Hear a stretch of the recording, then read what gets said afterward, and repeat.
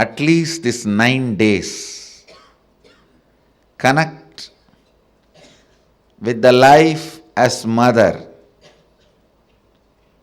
the Cosmic Mother. I tell you,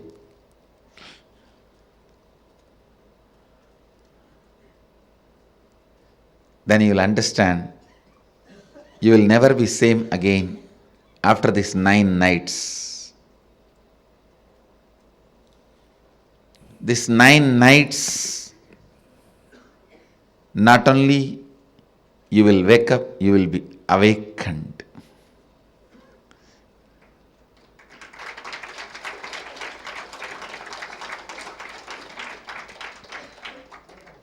If you can connect with the life with the same attitude of connecting with your mother, and if you had incompletions with your mother, complete with that first.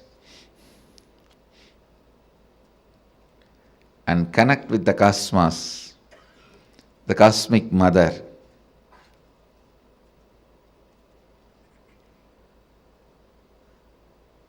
You will not just wake up, you will be awakened. I myself had a great mother, and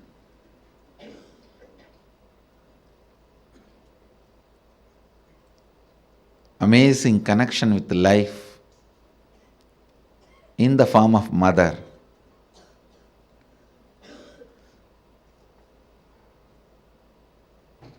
Even though I had darshan of different gods, goddesses,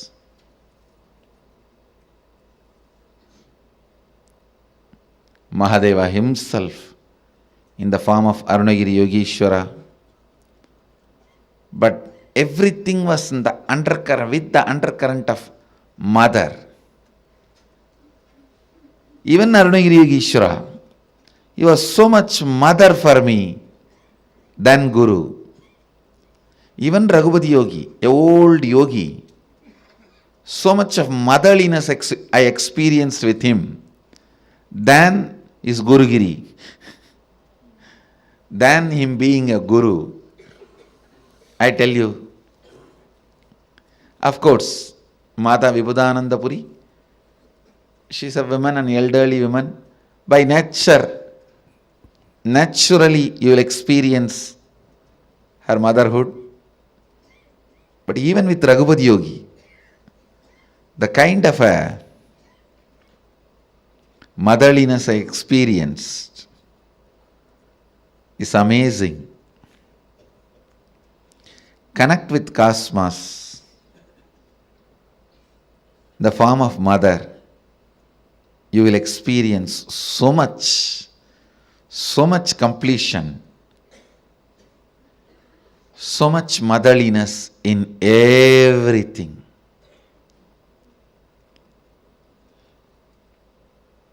People will experience so much motherliness from you in everything, I tell you. When motherliness starts oozing out in you, even the chair on which you sit will become complete. It won't feel the heaviness of you. It will feel you as a blessing. The ground on which you walk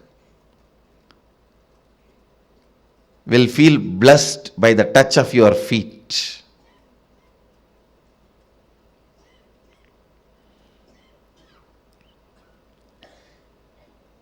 The air you breathe will be blessed. People whom you see with your eyes will experience that love and compassion. I tell you, nothing can be compared to receiving the love of motherliness and sharing, radiating the love of motherliness. If you can't radiate, receive and radiate, whoever you may be, you waste your life. You are missing one of the major dimensions of your life. Whether you relate with your Guru or your God, it can be any God, Shiva, Vishnu, Parvati, Durga, Kali, Ganesha, Subramanya, any God. If you can relate with the tremendous motherliness, if you can perceive motherliness from your God and Guru and radiate that motherliness to the people around you, you have succeeded in the game of completion. You will bring so much completion into you and to others. So much completion into you and to others. My Navaratri message to all of you: connect with the whole world as you connect with your mother.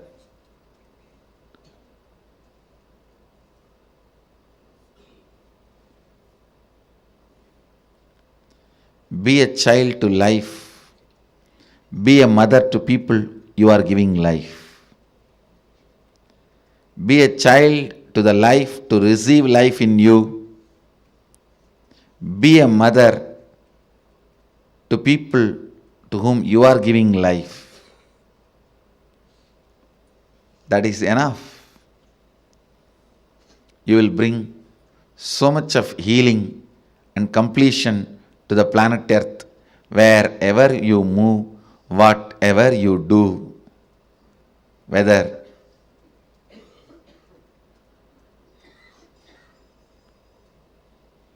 you are a professional, engineer, lawyer, doctor, politician, political leader, celebrity, spiritual leader, whatever you may be doing, motherliness completes you and others. Today I wanted the Vakyartha Sadas to be done on connecting with life as mother. Being a child to life and being mother to the people you have to give life.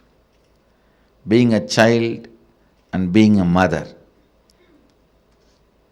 Have Vakyartha Sadas on this subject and internalize.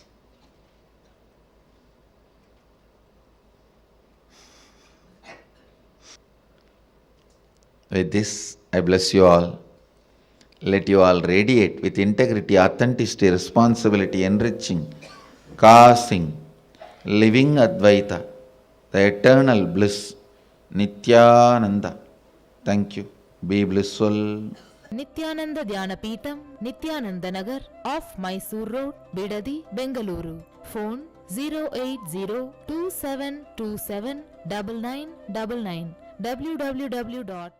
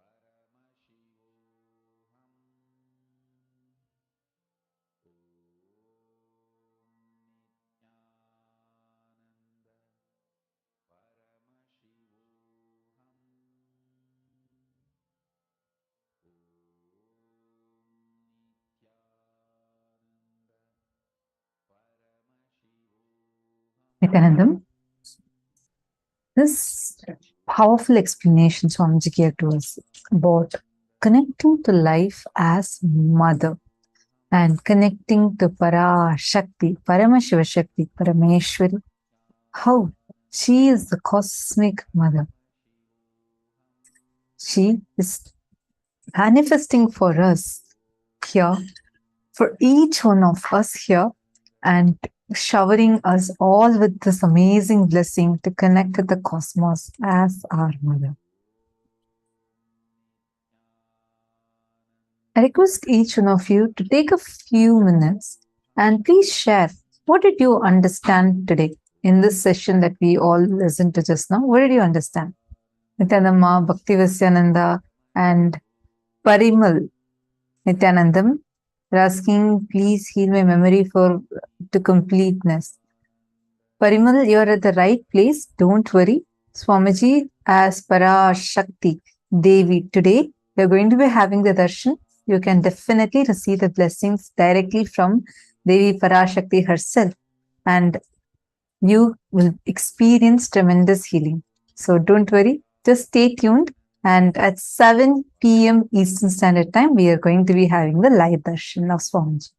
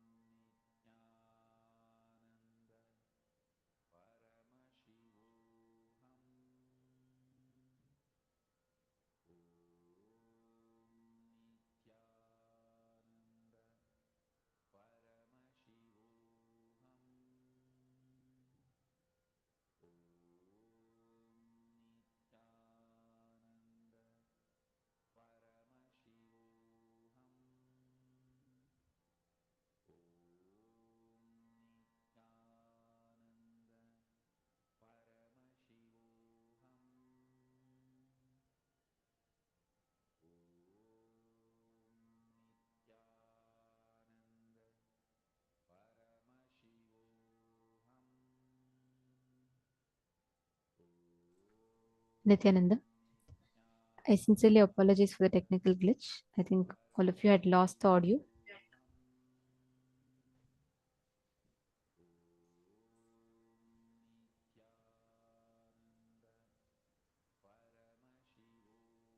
Nityanandam, apologizing for the technical glitch.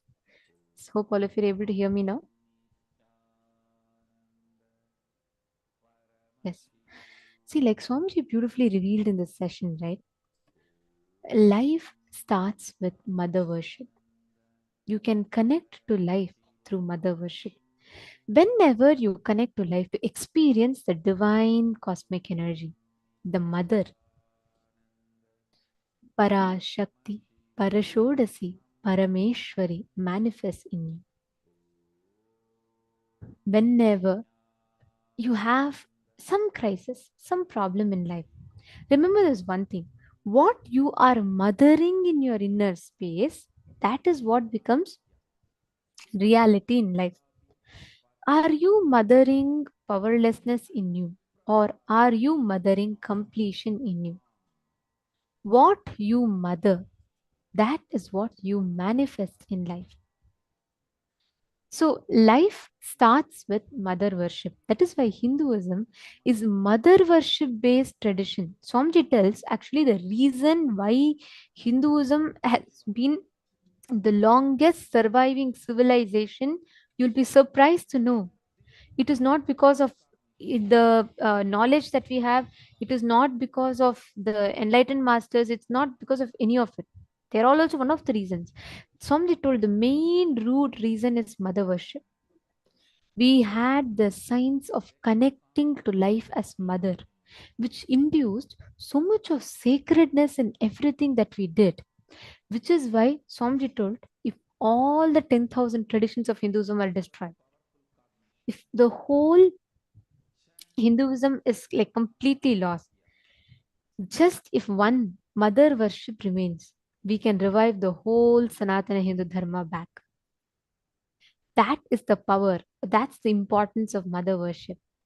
Even the Guru Shishya Sampradaya is connected, stemmed, rooted in the space of motherliness. Swamiji tells the first bhava that everyone connects to the master is always in Matru Bhava.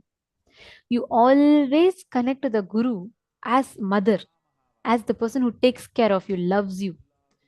From there, it goes to Sakha Bhava, it goes to the Mathura Bhava, and then Mahabhava, and different bhavas it connects.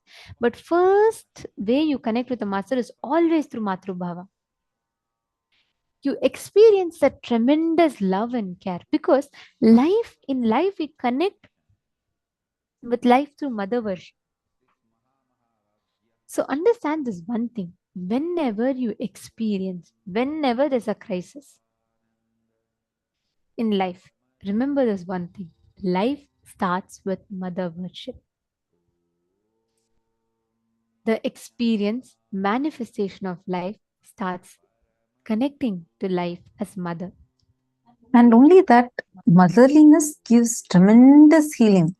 Always, just look even at your own life. How many times the healing that you experience is coming from, like, because you connect to life as mother, whether emotional healing that happens or in multiple levels. Whenever you feel that it's, the cosmos is mothering you, you automatically experience healing. How many of you are understanding this?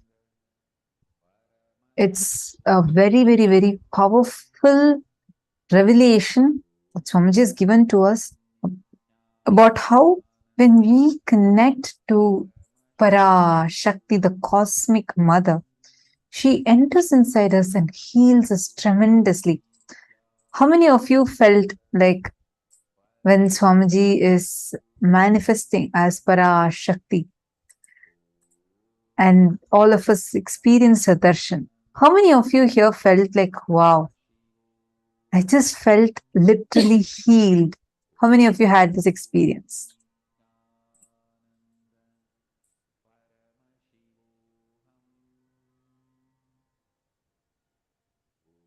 That means you have experienced the motherliness of the cosmos. Always the motherliness of the cosmos heals us.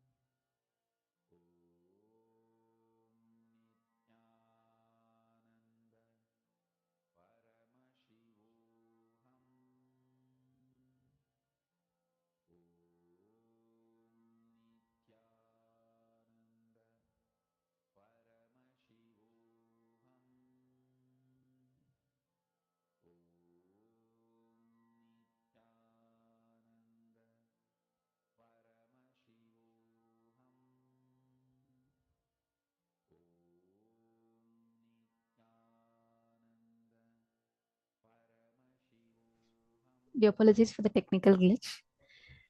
Now, Swamiji had very beautifully revealed to all of us about how life starts with mother worship. We're going to be understanding about how life is all, everything in this universe is made up of Shakti, the divine feminine consciousness. Life is infused with that consciousness. Let us listen to the revelations of how everything is Shakti.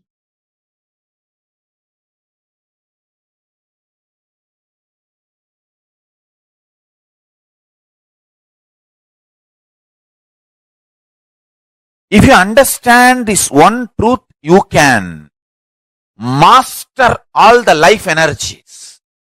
Please understand. If you can master your life energies, you will master your destiny. Not just internally, even externally. You can play over everything around you. Mastering your life energy is the fundamental principle for any success. Without mastering the life energy, any success you taste or you think you taste is accidental, or unknowingly you have mastered one or two life energies. Because of that success has happened. Listen carefully. All success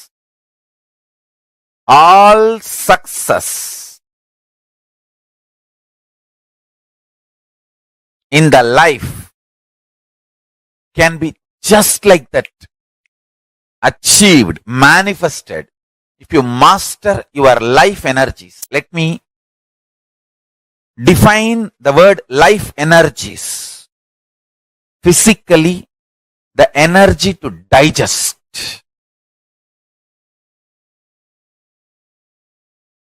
Psychologically, energy to tolerate. Emotionally, energy to sacrifice. Understand? All these are directly connected to Manipuraga. All these three. Energy to digest whatever you eat. Energy to tolerate whatever you think as injustice to you. Please understand, in the whole life, there is nothing called right, wrong, good, bad. You can be the king of the world and continue to feel there is so much injustice done against you. You can be homeless street beggar and feel that world is revering you, honoring you, showering too much on you. The internal experience of the life energy has nothing to do with external happenings, but the internal life energy can manifest and change the external situations. Stand. A man who is homeless street beggar feels grateful to life, does not continue to remain as beggar. If he chooses to remain as a beggar, he is no more a beggar. He makes himself available for the people to do charity. He is no more a beggar. Understand?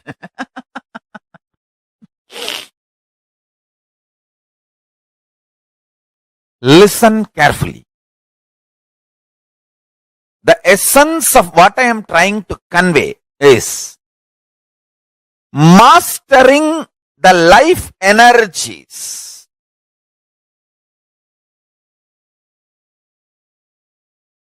I am going to talk about the Sankhya, multi-dimensional logic of life energy. Ability to digest, ability to tolerate, ability to sacrifice,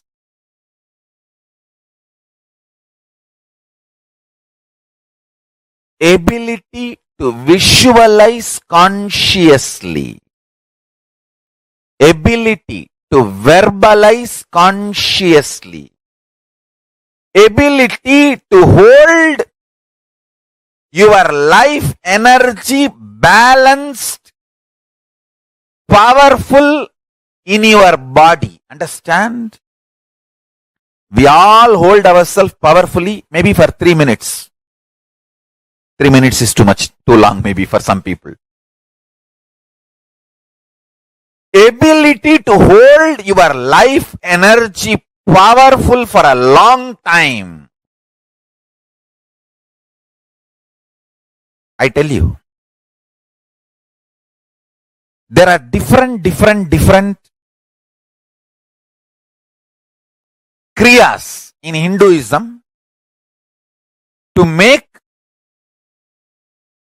each power,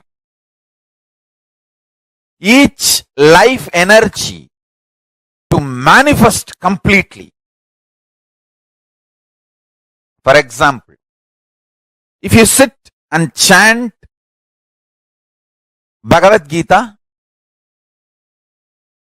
the life energy in your stomach, the ability to digest and ability to tolerate and ability to sacrifice will be kindled like anything. The same Bhagavad Gita chanting. If you sit with a group and chant, it will not only kindle the energies to digest and tolerate and sacrifice, it will also kindle the power of visualization. Understand?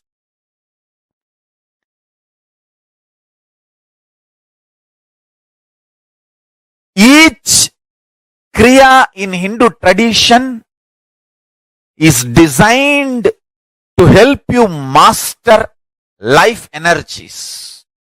And everyday puja is like your own reserve bank for life energies. Atma Linga is like a governor's signature. You can sign in any $1 billion note using Atma Linga for your life energy to manifest in you. Understand?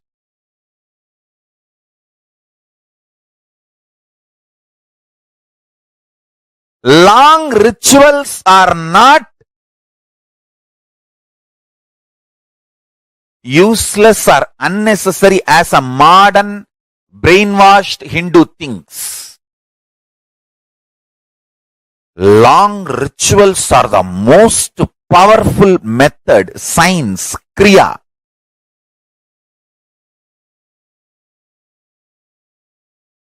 to awaken all the life energies. See, totally we have 21 life energies. I will describe all the 21 like a fundamental principal forces of life, like gravity, how all these are fundamental forces, principal forces externally. Internally, there are 21 life energies. Ability to visualize, ability to make decision. All these 21 is given to you, but you use them accidentally. That is why your life is full of accidents. Your marriage is accident, wealth is accident, life is accident, money is accident. Very less is planned, much is accident. And I tell you, I have seen people become thieves by not knowing the power of their life energy. I tell you, thief is the cheapest way to exist. I tell you. Because you do not know you own trillions. That is why you steal millions. If you know you own trillions, why will you steal? Listen, asteya. non-stealing comes to a person who mastered his life energy. Each of my Gurukul kid is a $1 trillion economy. I tell you. Each of my Gurukul kid, the powers they can manifest. Understand? Let me define Kundalini exactly, especially for the sake of newcomers. Kundalini is an extraordinary inner potential energy which is in every human being. Once awakened, not only can bring tremendous physical health and mental health and emotional fulfillment, can bring extraordinary powers, can manifest extraordinary experiences and powers in your personality, extraordinary joy in your personality. Please understand. When systematically awakened, it can add to extraordinary power, strength, energy. It is time-tested, foolproof, side-effect-free, science evolved, experimented, experienced, expressed by the great Vedic inner scientists, rishis. Here, offered to you from the unbroken lineage, we call it Karana Parampara, means only heard from guru to disciple, guru to disciple. Karana Parampara means never written. Guru teaches to disciple, disciple teaches to his disciple. Succession of unbroken lineage of enlightened beings. It is transmitted and now it is here available to all of you as one of the great signs. One unique thing we did as our contribution, doing modern day scientific study on this Kundalini awakening. As you are all maybe aware, the last inner awakening we did a research, scientific study on group of people. Whoever had initiation, actually whoever accepted to participate in the program, all the people who participated, of course all of them had initiation every day. Within 18 days of Kundalini awakening initiation, all of them had 1300% of increase in mitochondria cell energy level, which is groundbreaking, earth-shattering, because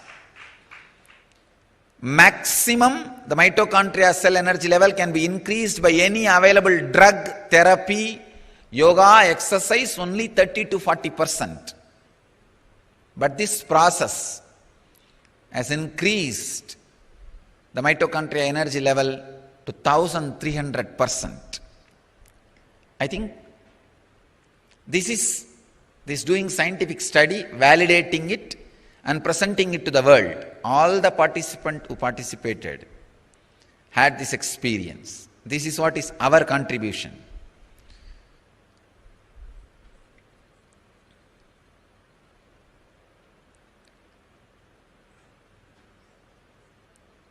When the Kundalini is awakened, not only it brings tremendous energy into your mitochondria cell energy level, it completely recreates, rejuvenates your inner organs.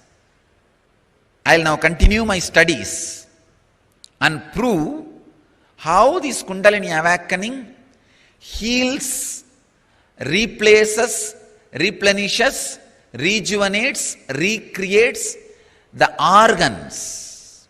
Please understand, I am making this statement very consciously. Even the internal organs are recreated by the Kundalini awakening. And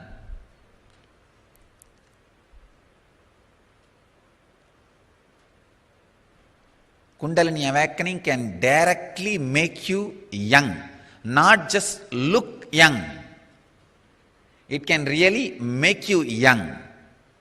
Because the mitochondria cell, if it becomes old and tired and starts dying, that is the aging process and death process.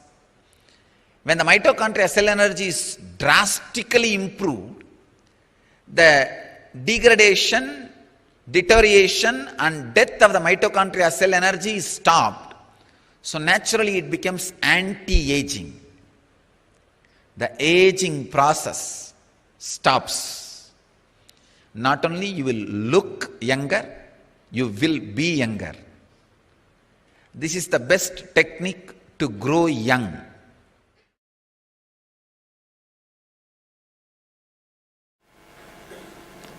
Kundalini Shakti is responsible for whether you experience emotional fulfillment, bhakti, devotion. You experience enlightenment through devotion, or you experience enlightenment through knowledge. Through knowledge, wisdom. You experience enlightenment through your logic. Whatever achievement happens in your life, whether in the form of wealth, or in the form of power, or in the form of health, or in the form of happiness, or in the form of fulfillment, everything, for everything, Kundalini is the source. Kundalini is the source of everything. If the Kundalini energy can be awakened and directed, it can get anything you want.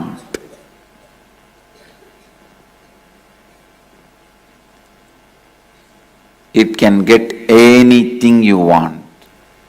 Listen to the deeper secrets of this Kundalini.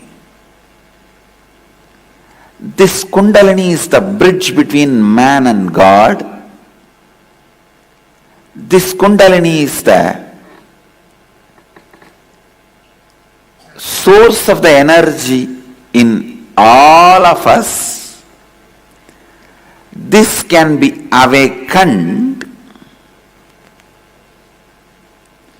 by various methods, including fear and greed. Even fear and greed awakens the Kundalini, but every time it weakens also. It is like a Kundalini is described as a sleeping snake in tantric traditions. Each time your fear or greed awakens Kundalini, it is equivalent to throwing a stone on the snake and making that snake hiss. Yes, when you throw a snake, it wakes up. It's awakened, but also weakened. You can awaken the snake, you can wake up the snake, either by sound,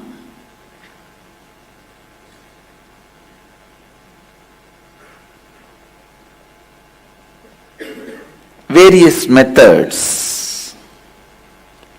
But every time you try to wake up that snake through fear and greed alone, it may be awakened, but it will be weakened.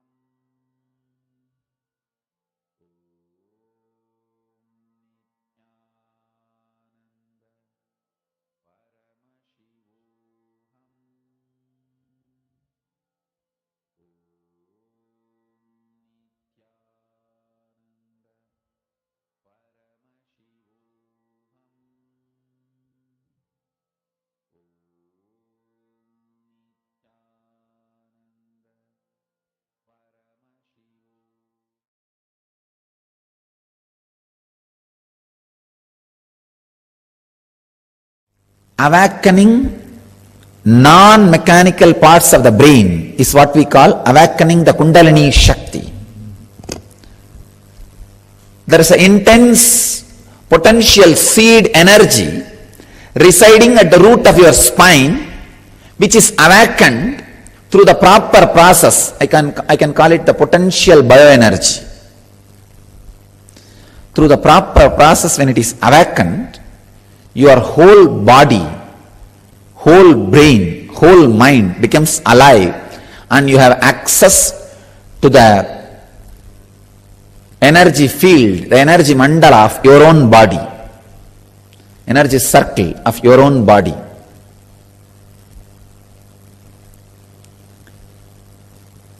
There is a great lady saint who knows the science of sacred feminine in Tamil Nadu. Her name was Avvayar.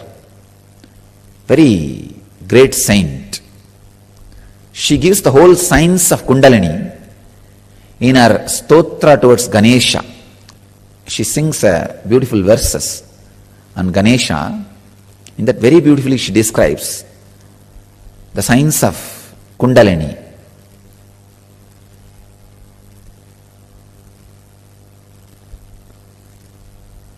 Just through the process of air, how to awaken the fire of Kundalini Shakti in your body and experience the ultimate success in the outer world and in the inner world.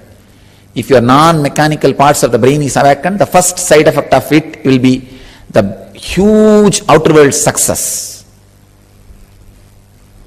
Not as a main effect, side effect. The main effect will be enlightenment itself.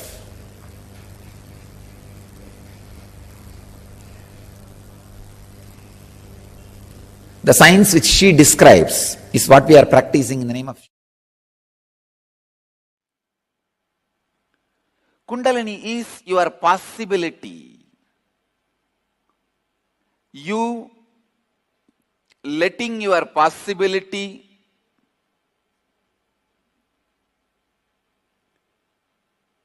happening in you.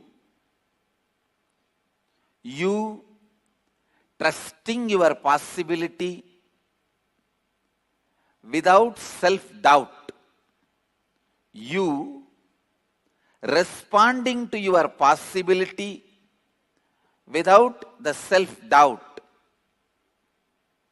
is Kundalini energy. Please understand.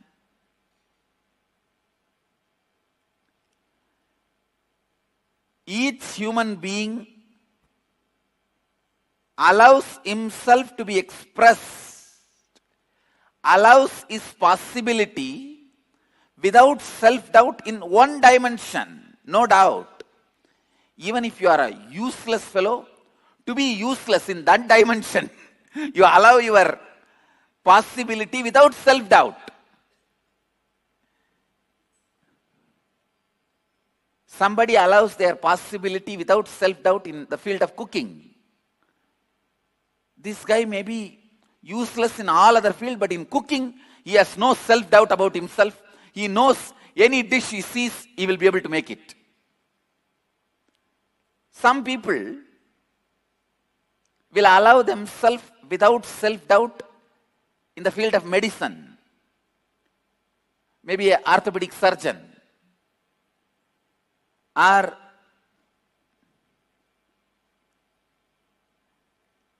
general physician, or eye specialist, or dentist. Somebody may express their peak possibility without self-doubt in the field of law. So every human being expresses his peak possibility, allows his peak possibility in some one field without self-doubt. It is not that you don't express in any field at all. No, then you can't be alive. Even to be alive, at least in one field, you have to allow the Kundalini to breathe through you. Kundalini has to breathe through you at least in one field. I have seen some people, they will be so cunning. In the cunningness, they will allow their peak possibility. In some field, you allow your peak possibility without self-doubt. A great lawyer, he may have a lot of doubt about his character. He may have a lot of doubt about his ability to cook. He may have a lot of doubt about his ability to drive. But in his lawyer field, he will not have doubt. He will not have any self-doubt. Same way a dentist. He may have doubt about his ability to speak publicly. He may have self-doubt about his ability to handle his wife. He may have self-doubt about his ability to pick up languages. But in the dentistry, he will not have any self-doubt. So understand, in any field, you express your peak possibility without self-doubt. You allow your Kundalini to be awakened in that field. So in that field, your logic gets so refined, it becomes intuition.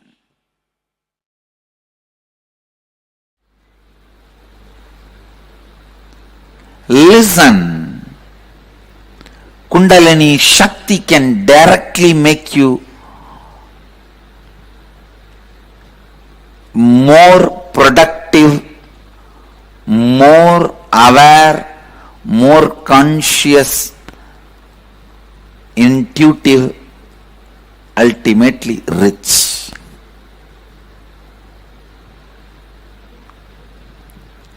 It will take away the low idea you carry about you. It will take away the lower self-image you carry about you. It will show you your possibilities. It will show you the power of your intuition. It will awaken your intuition. It will awaken your intelligence. You will forget tiredness and boredom. You will do smart work, not just hard work, smart work. And with this smart work, naturally you will see you are more active, alive, productive in your job, in your business, in your day-to-day life. See, if I say what all ways Kundalini will be useful to you in your day-to-day life, it will look like if you win a lottery of 100 crore, you can buy a best shaving blade, you can buy a good cart, you can buy a good flat, you can buy a good chapel, you can buy a good doormat. If I make this statement, how funny it looks. That is exactly it will look if I say what all you can do with Kundalini energy. You can just do anything. You can just do anything. Simple will to awaken Kundalini is more than enough to awaken Kundalini. Understand?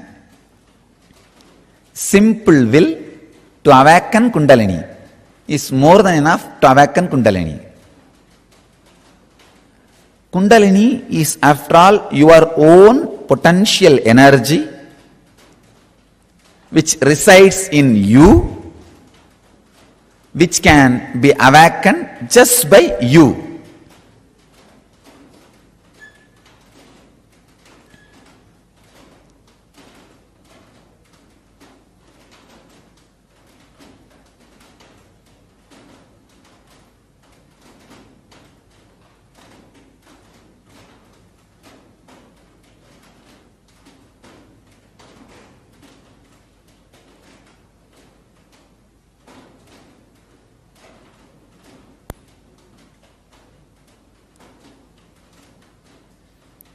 Simple will and instruction to yourself that let the Kundalini be awakened can be the straight technique to awaken the Kundalini. You may think, how can this be? Because you never had trust over your will. Many times your will failed in the outer world because of the clash of wills with the world. When too many wills clash, it may fail sometime. Because of the outer failure, you slowly lost trust over your very will. Understand? In the outer world or in the inner world, the will fails only when the clash of wills is there. Because you failed in the outer world will, you lost trust over your will even in the inner world. I tell you, simple will can awaken your Kundalini Shakti intensely. You don't need anything. It is your own energy, your own power. It's like if your hands are tied for 2 years, you forget you can lift and move your hands as you want. You can lift and move your hands as you want.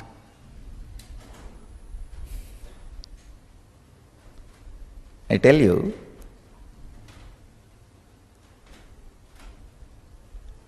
there was a research.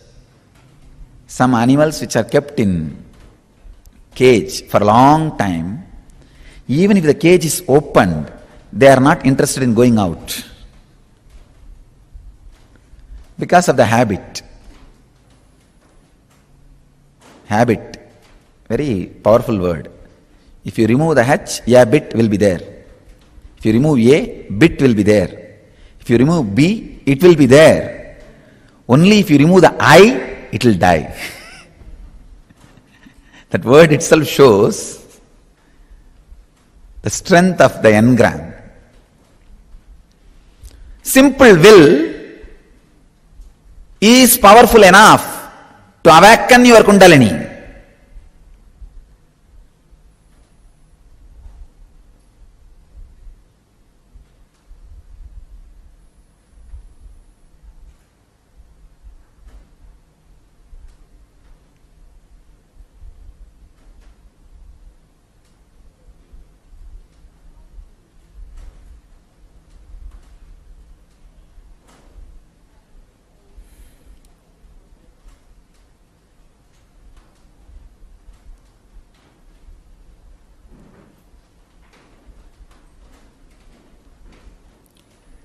The Kundalini Shakti in your system,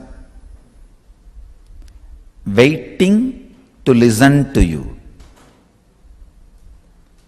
It's not that you need to do something big. See, you need Kundalini because you don't have energy. You need to have energy to awaken Kundalini means it's just unfair. So all you need to awaken your Kundalini is simple will. Fuel has to be right. Constantly having the Kundalini Shakti and spiritual strength as fuel, and that fuel moving you. And when that fuel moves you, every small action you do will be power manifestation. If you make a call, it will be a boon for him who is receiving. If you answer a question, it will be a solution for that fellow. I tell you, create that kind of a intention. Understand? I am already creating that energy field. You just need to create an intention so you can be part of this field. You can be part of this energy field. If morning spiritual routine makes you fresh, alive, healthy to run your whole day, then understand your fuel shifted, your system has settled with the new fuel, Kundalini energy.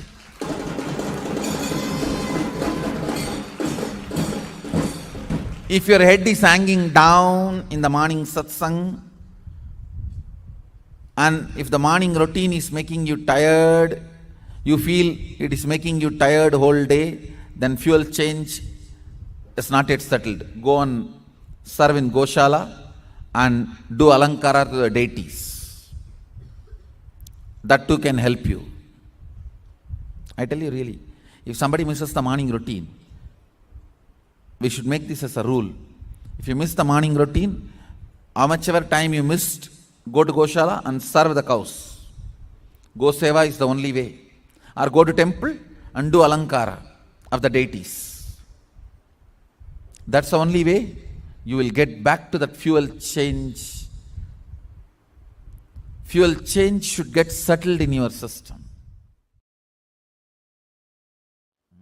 Awakening Kundalini is not good for married couple. Don't worry, it is good. Nothing wrong. Nothing wrong. Tea, alcohol, sex should stop who practice Kundalini. Nothing like that. Say, awakening of Kundalini, you may drop alcohol, but other than that, nothing like a tea, coffee, the regular married life, or nothing will, it's nothing, no way involved in that. So don't worry, Kundalini can be awakened for all the people. This is Madhuri from Jaipur, Rajasthan. Swamiji, I am learning physical exercise, yoga and martial arts from last 2 years. We learned some techniques in martial arts. That if, like somebody hold your both hands, then how we can take out our hands easily from the other person's grip. In this technique, the person who wants to take out his hands out of the other person's hand grip will put a force in outward direction to the point where the hand is weak, towards the thumb side.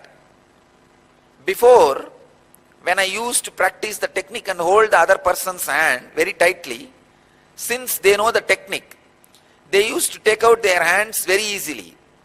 Now I am doing Nitya Dhyana and listening to live satsang regularly by your grace. Just 2 days before, on 13th January, I practiced the same technique, but nobody was able to unlock my grip. Not even batchmates of my age. In fact, the senior most in my batch was struggling to take out his hand from my grip. Is this Kundalini Shakti? And if yes, is my Kundalini Shakti has awakened? Madhuri, it is the side effect of Kundalini Shakti, no doubt. And your Kundalini is awakened, no doubt. Two things. In the martial arts, when somebody touches you, if your Kundalini energy is more than their Kundalini energy, even if you don't attack them, they will just fall. They will be completely shaken. The martial arts is more Kundalini energy based. The other day I was seeing a video, a Chinese master, he did not touch even one person, but he was fighting with 20 people. All 20 were rolling on the ground. He did not touch even one person. So what you see here,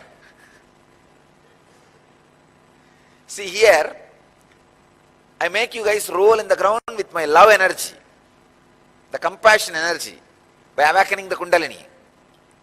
The same thing that master was doing with pure energy. It was neither anger nor compassion, just pure energy. Actually, pure energy itself will have a trace of compassion. So I could see very clearly. I'll get the video and give you the reference tomorrow. Tomorrow in satsang, I'll give you the reference, and it's in the YouTube. You can all watch. I saw from the YouTube only. So if your Kundalini is fully awakened, you don't even need to touch anybody. The moment you look at them, they will roll on the ground.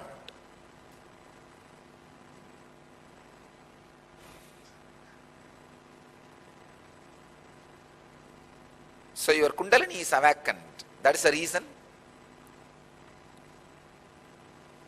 nobody is able to unlock themselves or defeat you. Madhuri, you are in the right direction. Please enjoy.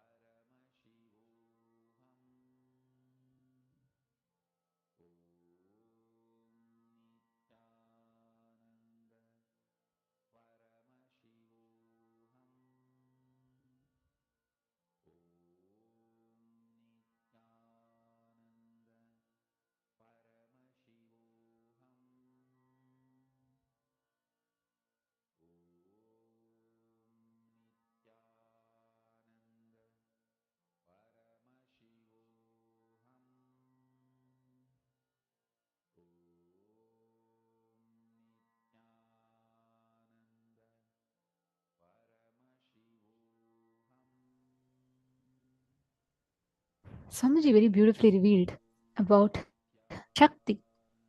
The source of everything in this cosmos is Shakti. It is based on energy, the divine feminine consciousness that the whole universe functions. Swamiji also revealed to all of about how we just harness this one completion. If we just learn this words of completion, when we start unclutching, whenever we tune in with existence, we experience this energy.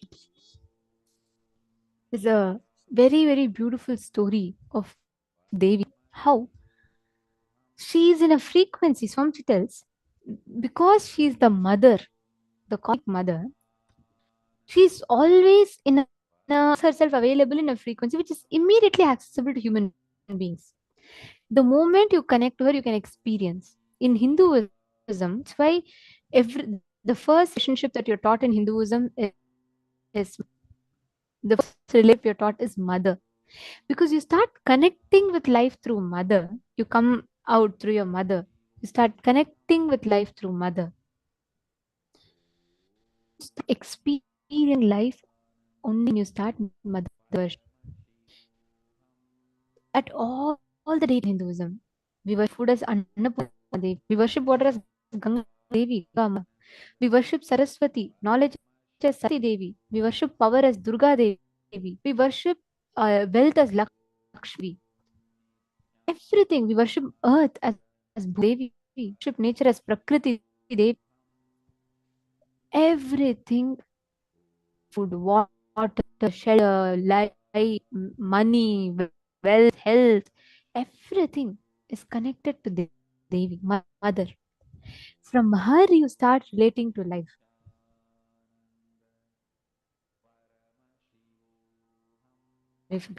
So if you notice, only through you first connect to mother, and through that you can Paramashiva, the formlessness. Always, Swamiji tells, life as you understand starts with mother worship. Now there's a very beautiful story. Once a fisherman who's very ignorant, and he's very, he wants to know about, every day when he goes for fishing, he sees one sadhu, like one and Brahmin. He sits and doing the meditation to, every day he sits and chants. Problem is not with chanting, but the problem is when it's innocent, this fisherman is innocent. Okay, so he's curious. He wants to know, why does that sadhu sit and meditate? I don't see him fishing. I don't see him earn money. Why does he sit and meditate? So this man is very curious. The fisherman. He goes and asks the sadhu, Sadhu, I see that every day you are sitting and meditating, and every day you are chanting Devi's name. So I want to know why. Like, what do you exactly do? And the sadhu irritated. He says, firstly, you're a fisherman after all. How can you come and talk to me? And you ignorant person can't understand what I tell. It's not for you. You can't continue fishing. But this fisherman is very innocent. He wants to know. So he says, no, it's okay. You tell me, what is that thing? And the sadhu that look, you are you are not qualified to receive this, even to know about Devi. You're not qualified to receive all this knowledge, so I won't give it to you. You go and you do whatever you want. I can't tell you all this. Even if I talk to you, then my standards are getting lower. He was so deluded in seconds. So this fisherman very severe. The moment he tells about Devi, the moment he tells about experience the divine consciousness, he wants to know more. He is really intrigued. That's him. So he asks, "So that does that mean, do you see the God?" Then Sadhu tells, "Yes." Sadhu makes it up completely that, yes, I can talk to God, and that's why I can't talk to people like you. Then this man is very. He says, "How can he see and I can't see? I need to see." And then he decides, all right. And, he asks, what is meditation? The self meditation means, like, having Devi as a topmost urge, right? And then this man is not teaching anything to him, the fisherman. So the fisherman tells, okay, if you don't teach me, I'll just jump into this river and I'll give up. Then he was like, God, this is such a heady man is not leaving. So the sadhu tells, all right, I'll just tell you what exact mantra I chant. Rest you take. Then the man says, you just tell me that much. Then he just gives a uh, mantra for Devi. He tells, just chant this. If you chant this, Devi will come. And then Sadhu goes off. He's like, what are you going to gain after all? You are not going to darshan of Devi. So anyways, you try whatever you want to do. And he goes off arrogant. This fisherman is so sincere. The moment he receives Ra, he starts chanting, and Devi doesn't appear. He continues to chant. Still, Devi doesn't appear. Then he thinks to himself, okay, maybe I should show my sincerity. So he tells, okay, if you don't come, I will give up my life now. So he starts sitting inside the water and he starts chanting. He's about to leave his body. So Devi immediately rushes to him and comes and blesses him. And then Devi tells, look, I'll come. And this man is so happy. And he tries to telling, okay, Devi, darshan to me. Why don't you come and give darshan to my guru also, who gave your name? Devi tells, no, you don't understand. According to him, I'm a philosophy. For you, I was existence. So I came to you. Then he said, no, I know he's very sincere. He chants and all that. So this Devi says, okay, first what do you want? Like, this man says, I want to give you some food and all that. So Devi says, okay, I'll come to your house and I'll eat. So fisherman goes to his house. He cooks whatever little bit that he can. Devi goes to his house and Devi eats. And he tells, Devi, I offered you only some small pongal and things. This my guru is like, he's so rich in affluence. So he has a lot of different varieties of food made for you. And then she said, they have prepared and kept for you to offer you. Please go and accept it, like that. Then Devi tells, no, you will not understand. They have not prepared it for themselves. This man is very innocent, so he doesn't believe. So he takes Devi to the house of the guru and the other sannyasi sadhu, and they see, they all chant big mantras. They finish the puja. They don't even wait for Devi to eat. They themselves put the prasadam and they themselves eat. See, very beautifully, Devi will explain that it is not about how much you do, what you do. That doesn't move the divine. What space, bhava that you offer from. That's why Swamiji tells gratitude. It is the gratitude that matters. When you connect to life, when you start connecting to life as mother, the divine feminine consciousness, she herself rushes to manifest for you. She herself rushes to attend to you. That is why Devi Parashakti is the embodiment of supreme consciousness. She manifests as your existence, she manifests as your existential expression of the divine. When you connect life through motherliness, you will experience tremendous healing in life. In your life, the way how you exist transforms when you connect to Devi Parashakti. We all of us have experienced Parashakti's darshan in the last few days. And today also we're going to be preparing for it. It's very important for us to know how motherliness alone can heal you tremendously. Let's listen to the revelation from Swamiji.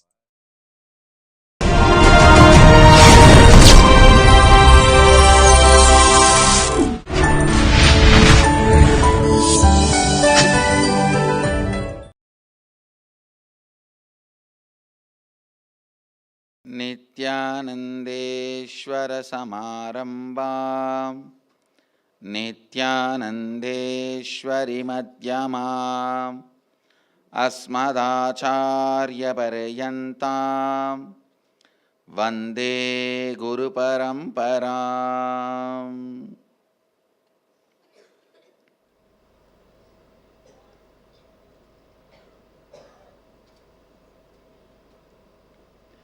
I welcome you all with my love and respects.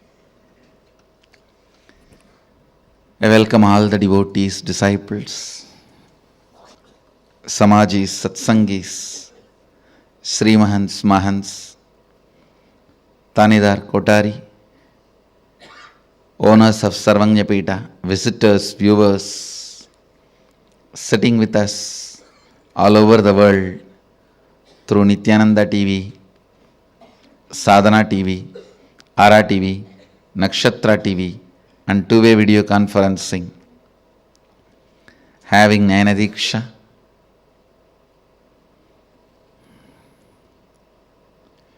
cities sitting with us in two-way video conferencing, having Nayana Diksha,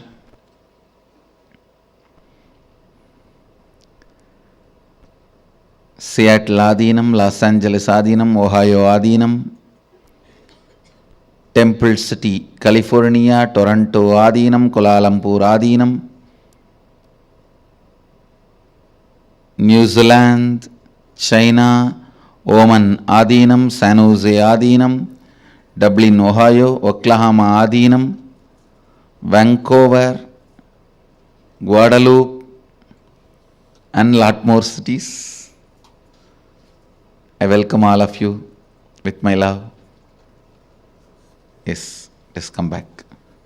Nithyananda Nagara Bidadi, Puduvai Adinam, Hyderabad Guptakashi, Singapore Adinam, Kastav Croatia, Trinidad, Bangalore North, St. Louis, Houston Adinam, Ponca City, Morris Plains, New Jersey, Rajabalayam Adinam. I welcome all of you with my love and respects.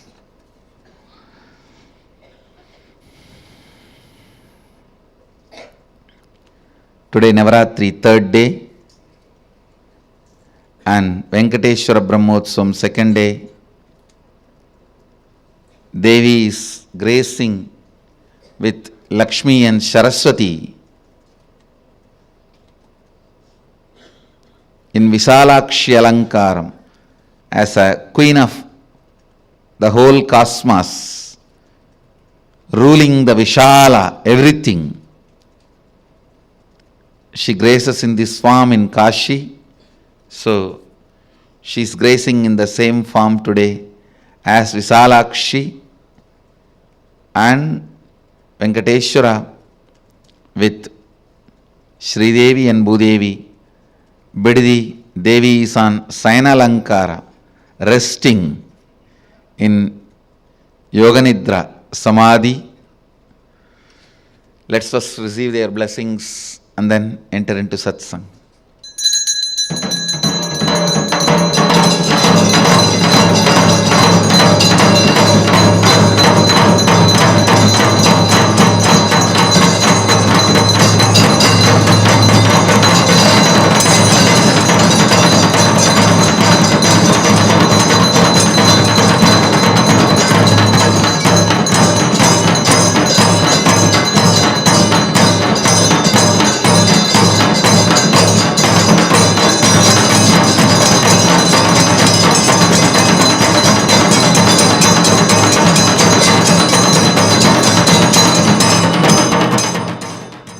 Bidadi is also celebrating Venkateshwara Brahmotsava.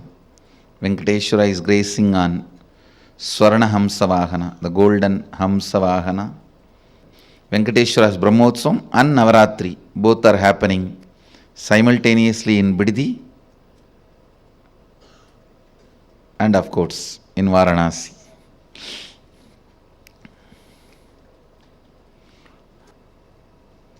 I wanted to share just few more things on mother worship, then enter into satsang, because it is such a beautiful subject.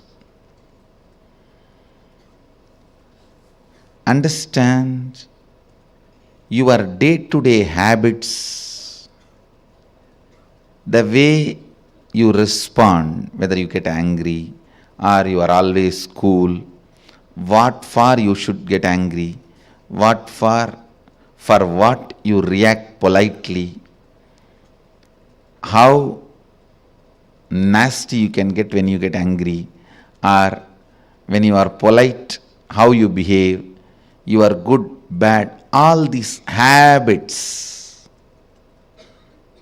Understand the word habits are from Father.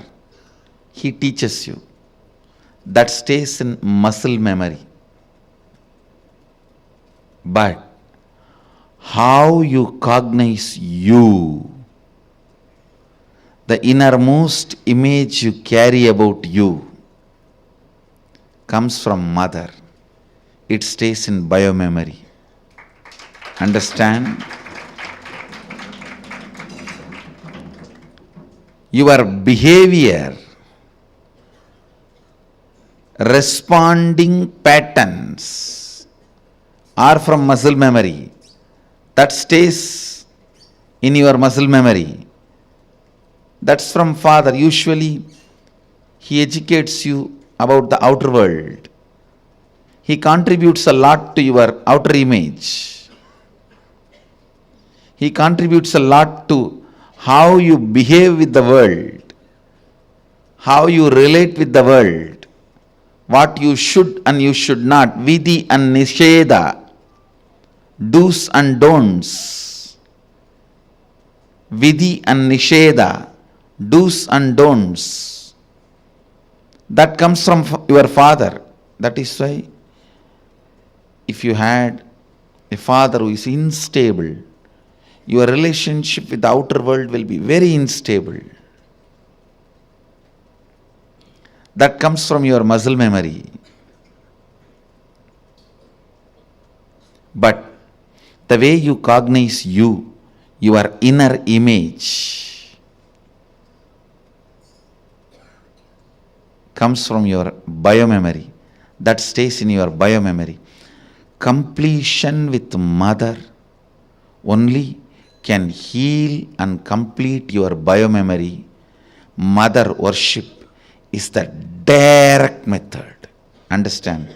Mother worship is the direct method. That's the word I'll use. Most direct method to bring completion in your biomemory.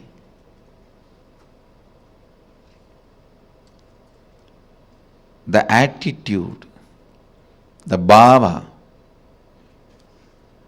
which forms the basis for the way you connect with the life, with the world, the same attitude forms the basis for you to connect with yourself. Please understand.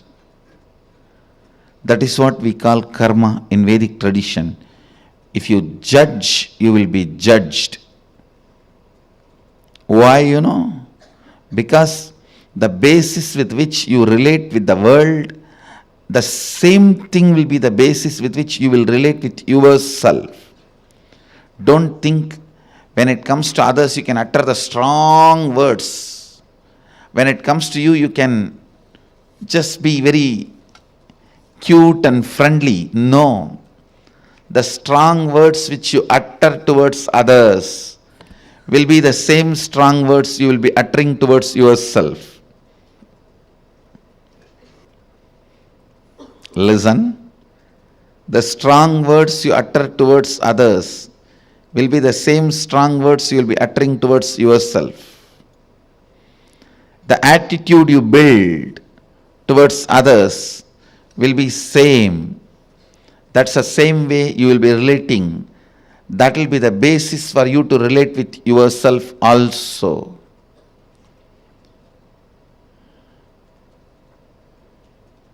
That is why I insist, bring motherliness in all your relationship with others.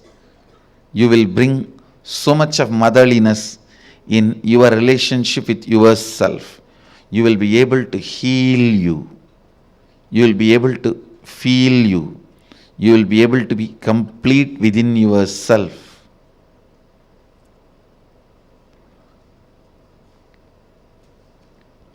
When you bring tremendous healing energy of mother in your day-to-day attitude with everything, suddenly you will see you will become so cool with yourself. I tell you, the best thing can happen to a human being is ability to be cool with yourself. because you can't be cool with yourself, so much of frustration with yourself, you go on abusing left and right anybody comes in front of your eyes. You say, this fellow has cheated me, that fellow has cheated me, that fellow has cheated me, that fellow has exploited me, he has swindled me, he robbed me. Understand your inability to be with yourself, your inability to be cool with yourself,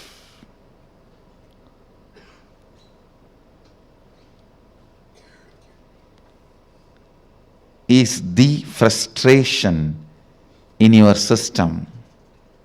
I tell you,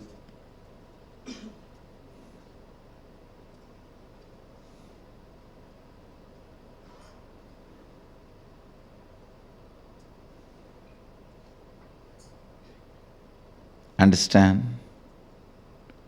I really want to tell you, bring mother worship as part of your cognition. You will be so cool with yourself. You will be so complete with yourself. You will be so settled with yourself. The fear, frustration, because of frustration inside, how you possess objects or things or persons. Understand? When you are frustrated, suddenly you will have so much of possessiveness to the property you have, or the car you have, or the bank balance you have, or the persons in your life. You will just suffocate the objects and persons who are part of your life. I tell you.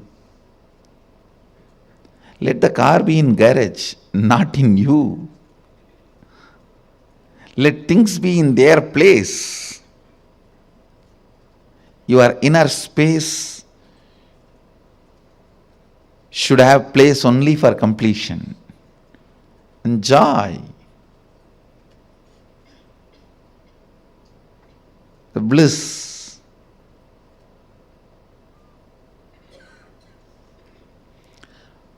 The moment you start cognizing frustration with yourself, the first thing you do, then I don't have anything in the life. Come on, catch. Like an octopus. The wealth you have,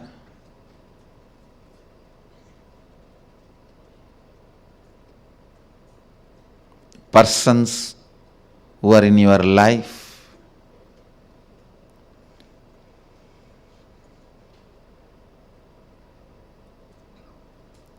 when that grabbing starts, understand, it feeds into your frustration. It doesn't heal your frustration. I have never seen anybody healing their frustration by grabbing and possessing. No. It doesn't. It doesn't. Understand?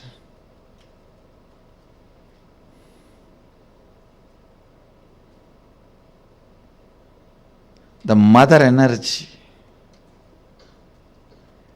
completion with mother,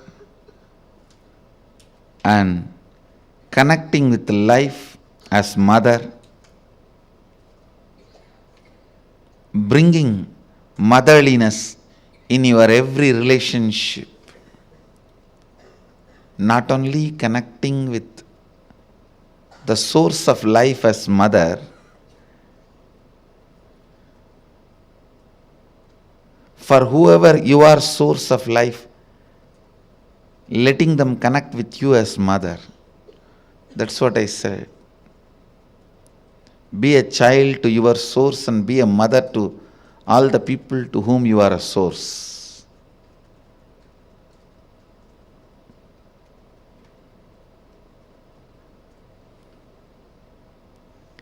This brings so much of inner healing.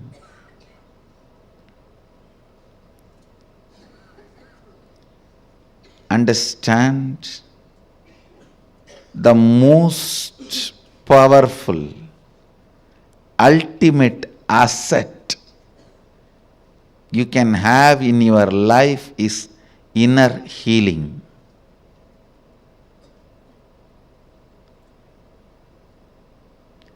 It is not economically costly, but it is psychologically costly. Psychologically, to live the life of inner healing, you may need to sacrifice a lot of stupid things. You may need to remove many garbage. Think, oh God, these garbages were there with me for last 25 years. How can I give up on them so easily?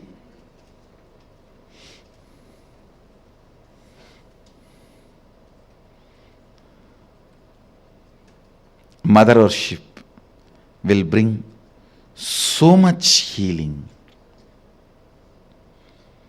So much healing.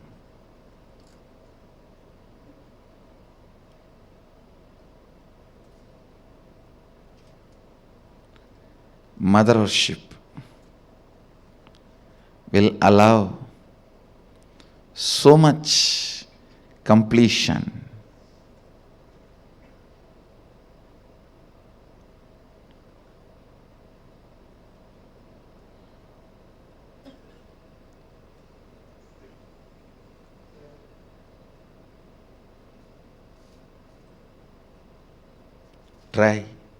Try connecting with your God and Guru as mother. You will have so much inner healing, peace. Navaratri is the time to connect with Cosmos as mother. Celebrate Cosmic Mother. I bless you all. Let you all radiate with integrity, authenticity, responsibility, enriching, causing, living Advaita, the eternal bliss, Nityananda. Thank you. Be blissful. Nithyananda Dhyanapeetam Nithyananda Nagar of my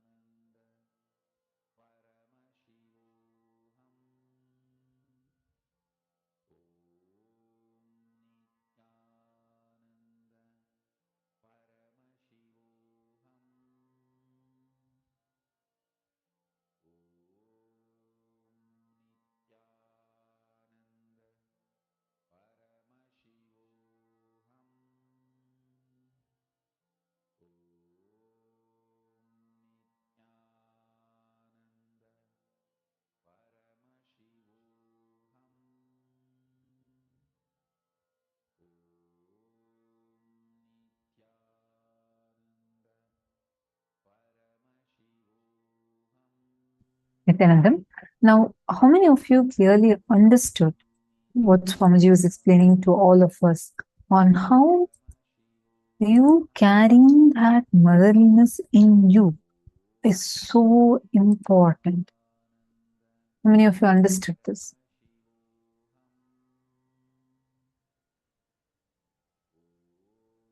I request all of you, please take a moment now and please post in the chat. What did you click with?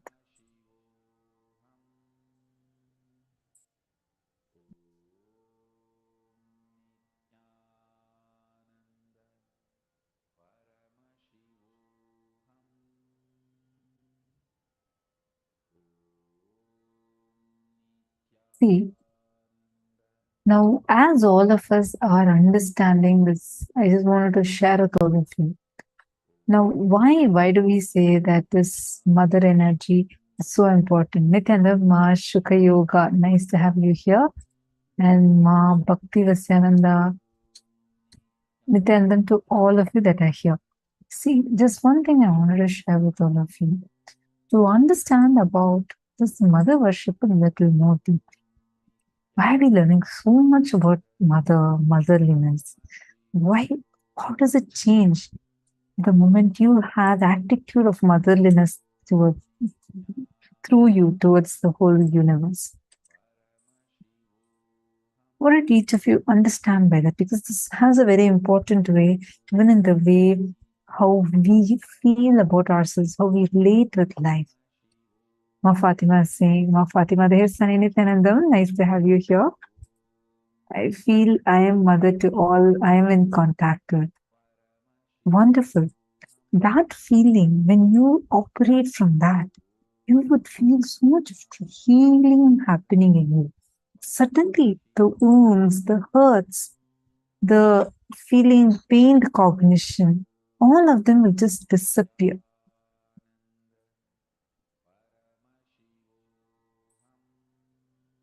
Malita Saige is asking for Pada Puja form, the payment link. Yes, ma, definitely we'll get in touch with you. We will have our team contact you and you can offer Pratyaksha Pada Puja.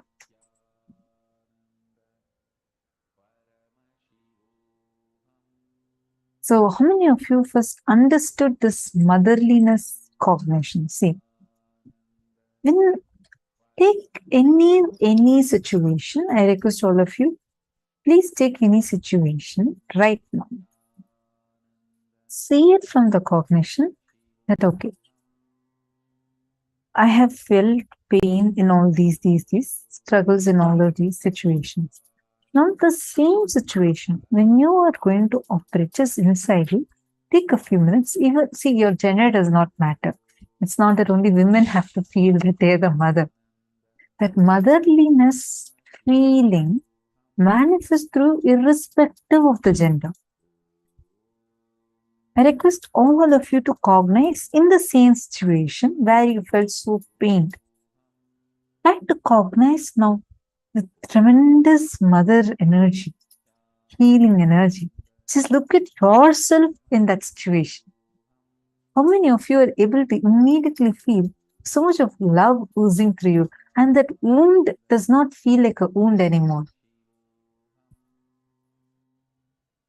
See, this is actually looking at everything from the context of motherliness is a very, very, very powerful understanding. It'll just transform the way you relate with yourself and the way you relate with the world, both in a very beautiful level.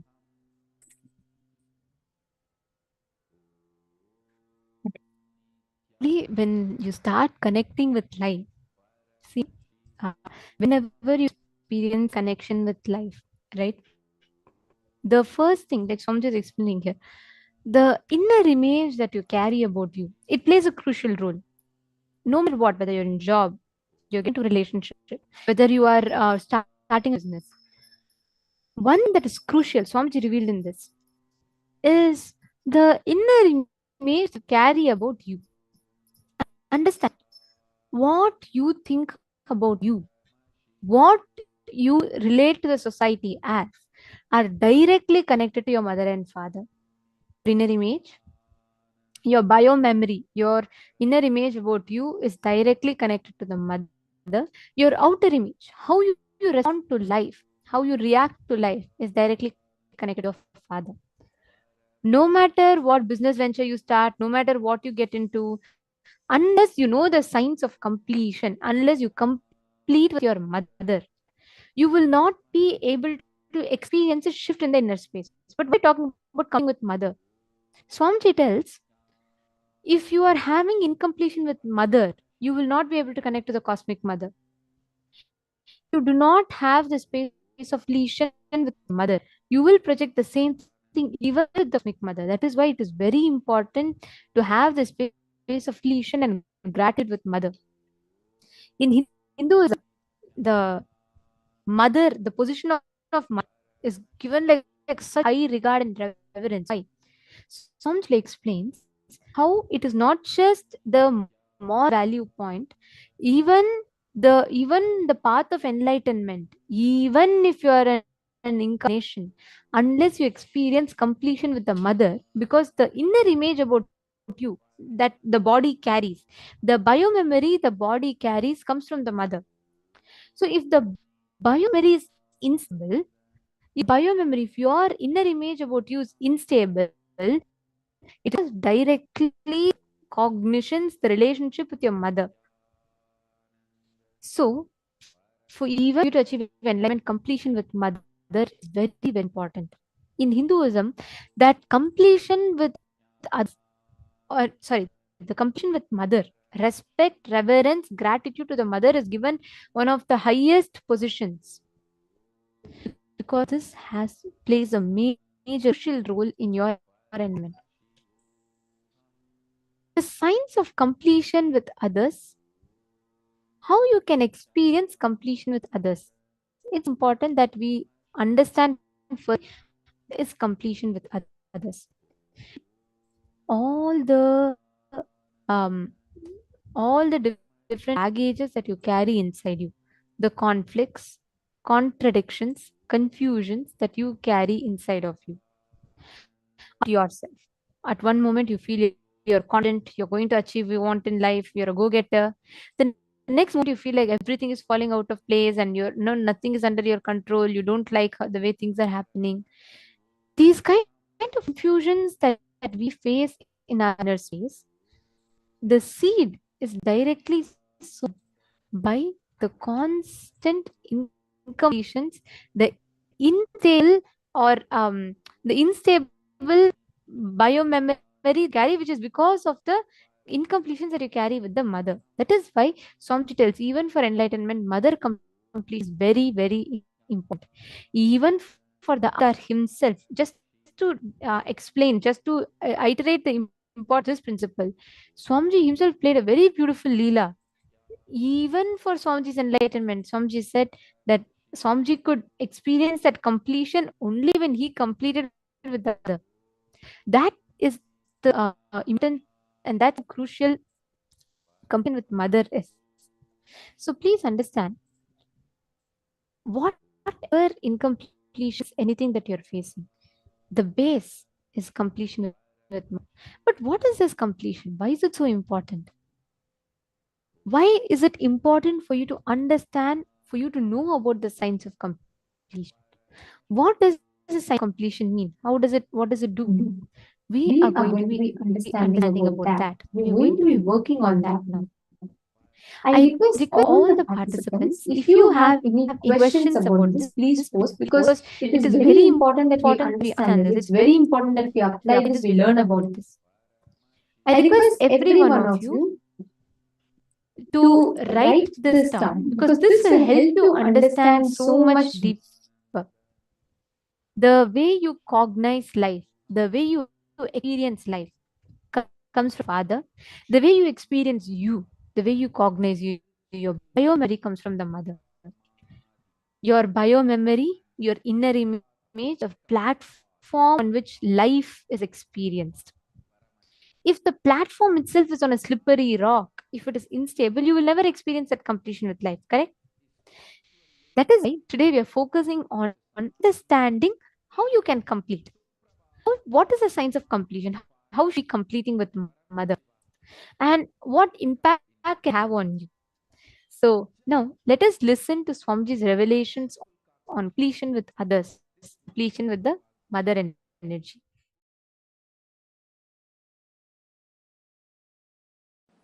Once Ganesha and Subramanya, both of them have decided to have a challenge that who will quickly go around the world 3 times. Subramanya, as you all aware, has his own flight, peacock. He just sat on his peacock, started flying,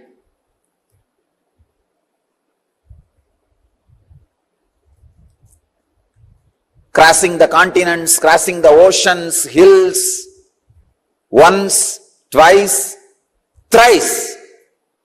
He completed and came back. He saw this Ganesha, heavy guy. His vehicle is a rat.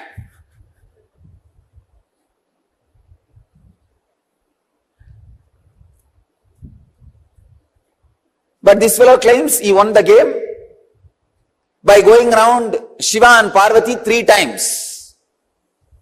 He says, I won the game. I went around Shiva and Parvati 3 times. With this rat, what else can be done?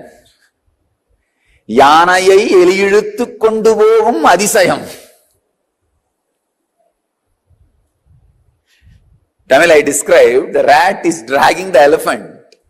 What will happen? That much is the capacity. But finally, Ganesha declares, I won the game. I went around the Shiva and Parvati 3 times.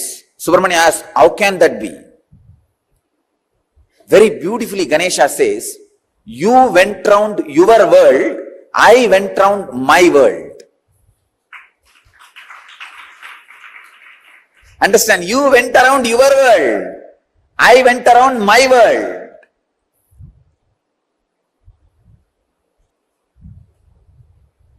You went around your world, I went around my world.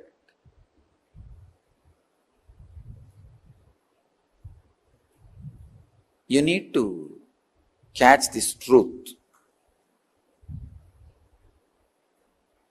The world, my world. This is the sacred secret. The world is binary, logical, arithmetic, scientific, universal. My world is emotional, based on faith, beliefs, experiences of individual perceptions, realization of individual identity's expression in its fullest form. My world is totally different from the world.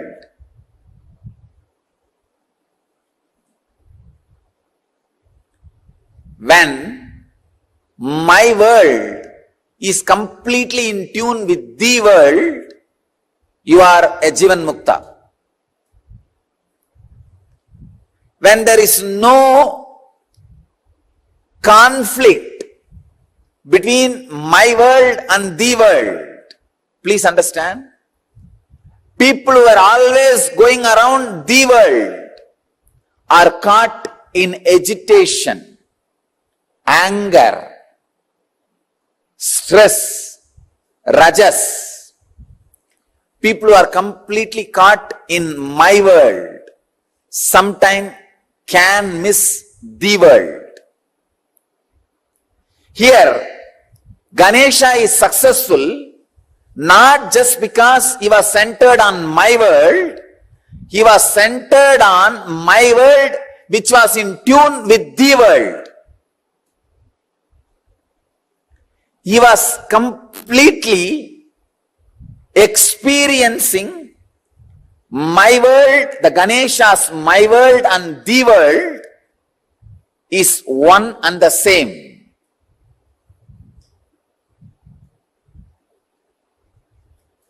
Ganesha's my world and the world has become a solid experience for Ganesha. Understand? Ganesha's my world and the world has become a solid experience for Ganesha. I'll give you a clear picture. How ordinarily people are caught between my world and the world and start preferring between these two, someone. When you start preferring the world, your whole life ends in depression. You are drained in my world. When you start preferring my world, sometime you can lose your balance and get into some fantasies and whims and fancies. My world should expand and grow and completely should be in tune with the world. Ganesha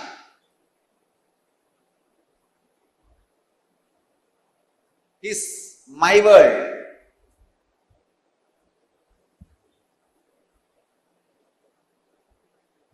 And the world.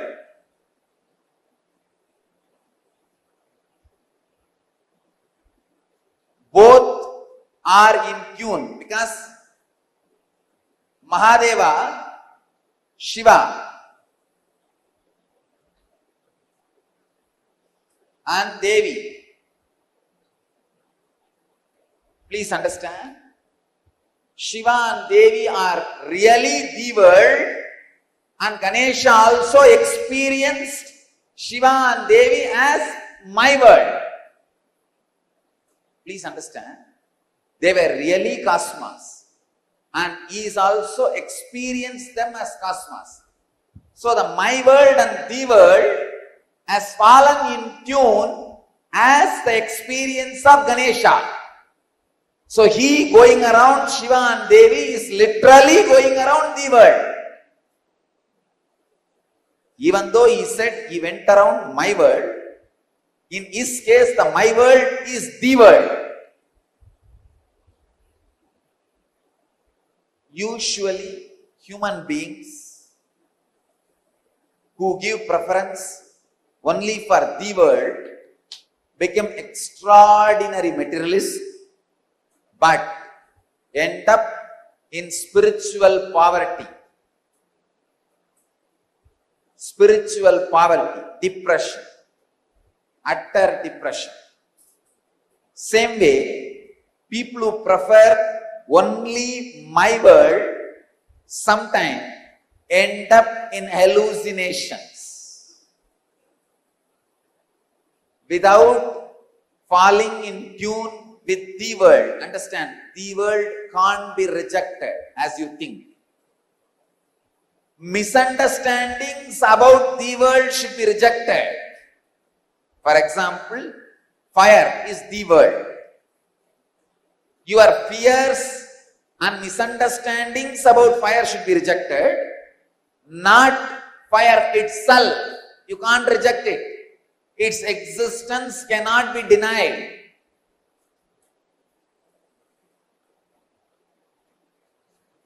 Maya is the ideas which are not in tune with the world, but you are carrying about the world are Maya. Maya is the illusory ideas you carry about the world, not the world itself. When you carry the right idea, when you understand the right ideas about the world, you will realize the world is made of the same stuff in which my world is made. Understand? I am giving a new twist. First statement I am making. The fire, earth, water, air, space itself cannot be denied.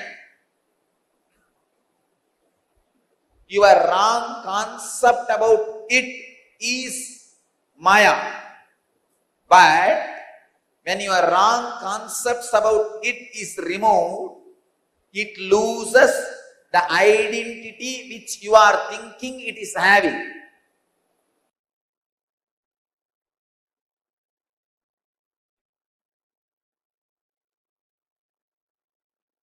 One example.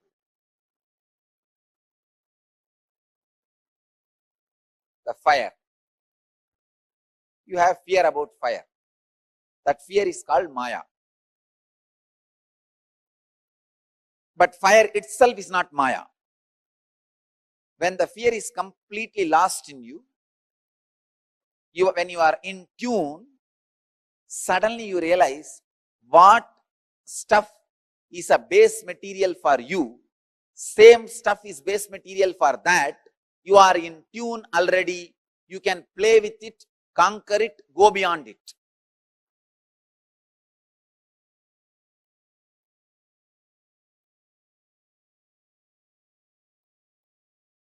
Catch it if you can. It's one of the very, very, very subtlest truths.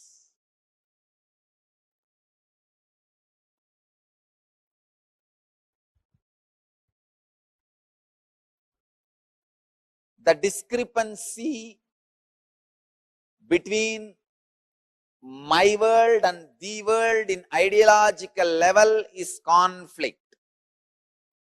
Discrepancy between my world and the world in practical level is poverty and failure. The discrepancy between the my world and the world in the emotional level is depression. The discrepancy between my world and the world in the conscious level is illusion.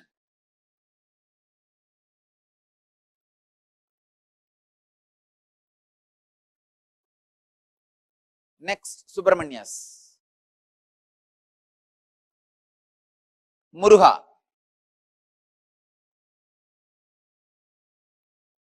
First, he goes around the world. As usual, when you go around the world, you will get into an intense rajas. In that extraordinary rajas, when you claim the victory, he comes back to see already somebody has won the game. It is like, we have a very beautiful story about Bharata, in whose name the whole Bharat is named. He suddenly felt he should conquer the whole world and conquers, reaches the peak of the Meru hills, which is mythological basically in Hindu tradition, to establish his flag. When he goes there, suddenly he finds 10 million flags are there. Means before him 10 million people have conquered the world. All their flags are there. He felt, oh God, where did I land? Then Brahma appears and says, oh my son, do not think you are the first one to conquer the world. Before you, millions of Bharatas have come. Millions of conquerors have come. All of them have conquered this world and claimed it is theirs, it is theirs, it is theirs. For this period, you are claiming it is yours. That's all. Then Bharata realizes, wow. That realization, click, makes him go for doing tapasya and In the tapas, he becomes enlightened. How to be in tune with the world and my world. The balancing of the world and my world happens. Please understand, if you don't balance the world and my world, even if you conquer, it will be suppression of the world, it will get back to you as tsunami. The materialistic civilization is conquering the world without balancing my world, which is leading to all ecological imbalances, all natural calamities. Here, just like Bharata, Muruga comes back after going around 3 times the world, sees Ganesha sitting contently, radiating, and that gives Muruga initiation. Click. So he goes to a private place, Parani, stays there and does tapas, by becoming a sadhu. He becomes a sadhu, leaves everything, goes there and establishes himself in my world. When he is in tune with the world and my world, in the tapas in Parani, he becomes enlightened and starts radiating enlightenment to the world. Understand? The world and my world. You need to understand the whole story in right angle. Don't think he went and stood there in anger and Avai came and sang some songs and then he went away back to Shivan. It is a cinematic version. Exactly this is what has happened. Subramanya, when he sees just the success in the world is not the ultimate, you need to balance, understand, tune with my world and the world, then conquer, then go beyond. Without in tune, any effort to conquer the world leads to great chaos in the world and my world. The restlessness in my world, natural calamities in the world. Extraordinary restlessness in my world reflects as natural calamities in the world. Understand? All the civilizations which is suffering with extraordinary attention to the world without balancing my world are suffering with too much of natural calamities.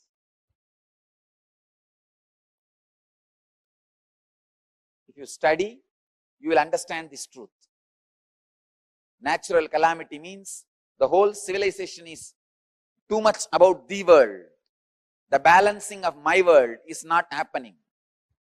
History should be in tune with mythology. Logic should be in tune with emotion. Facts should be in tune with truth. Binary should be in tune with zero. Understand? The binary logic,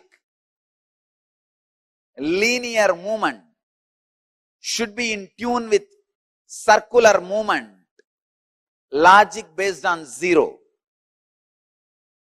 The Indian rishis were able to discover zero just because they were able to understand the secret connection between the world and my world. Only a person who can comprehend the deepest secrets of the world and my world can comprehend the power of zero. Zero cannot be mathematically understood.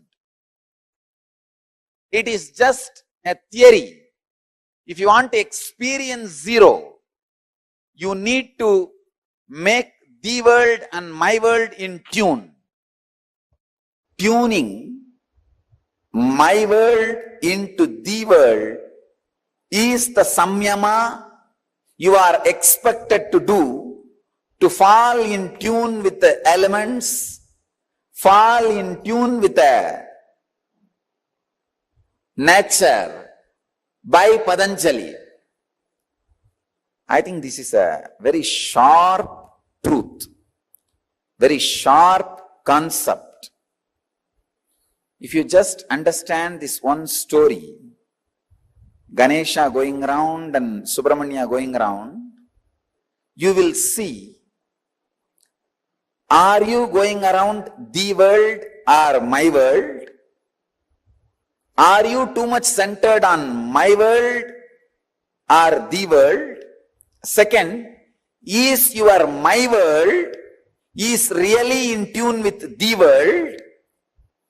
Is your my world is complete right experience of the world, and the concept you carry about the world in my world, are they your beliefs or experiences?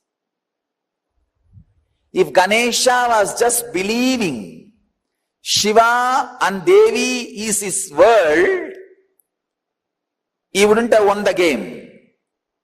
Not only Shiva and Devi should be the world, Ganesha should be experiencing it.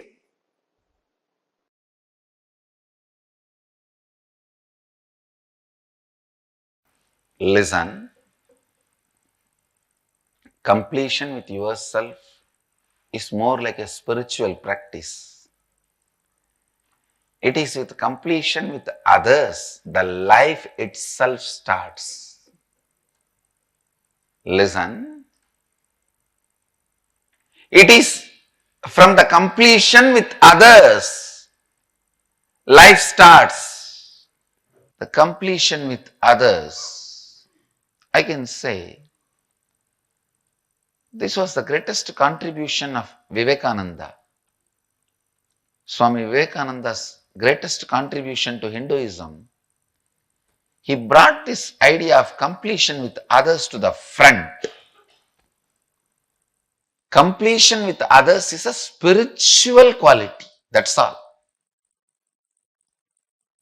It is necessary for enlightenment. Unfortunately, we always got the idea, if you have incompletion with others, run away to the higher planes where less people are there.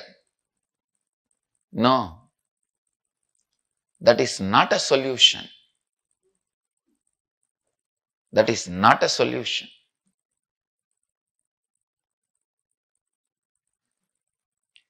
Completion with others is the basic necessity, the basic quality you need for enlightenment. Understand? People sometimes ask me, how do I know whether I am suppressing or completing? If you are able to be in the space of completion with others, you are completing inside you with you also. If you are not able to be in the space of completion with others, then inside you are not completing with yourself, you are only suppressing.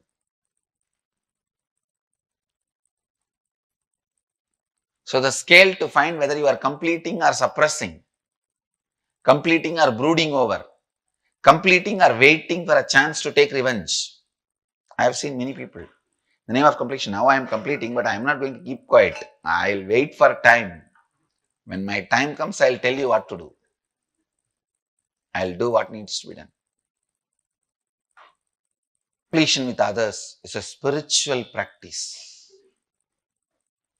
Completion with yourself is like Mahadeva. Completion with others is like Devi. Devi is required for the life to happen.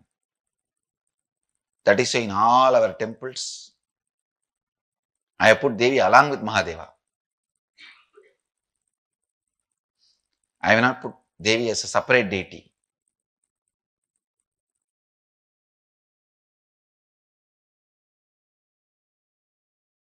listen,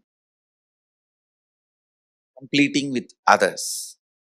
Others means not just only your father, mother, husband, wife, brother, sister,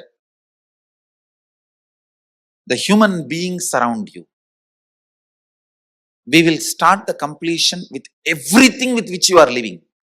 Your wealth, your health, your bag, your seat, your pets, your car, your house. Please understand, all these are living part of your life. They may be dead objects, but they are living part of your life. See, a house may be a dead object, but it is a living part of your life. How many of you understand what I am saying? It's a very important component of your life.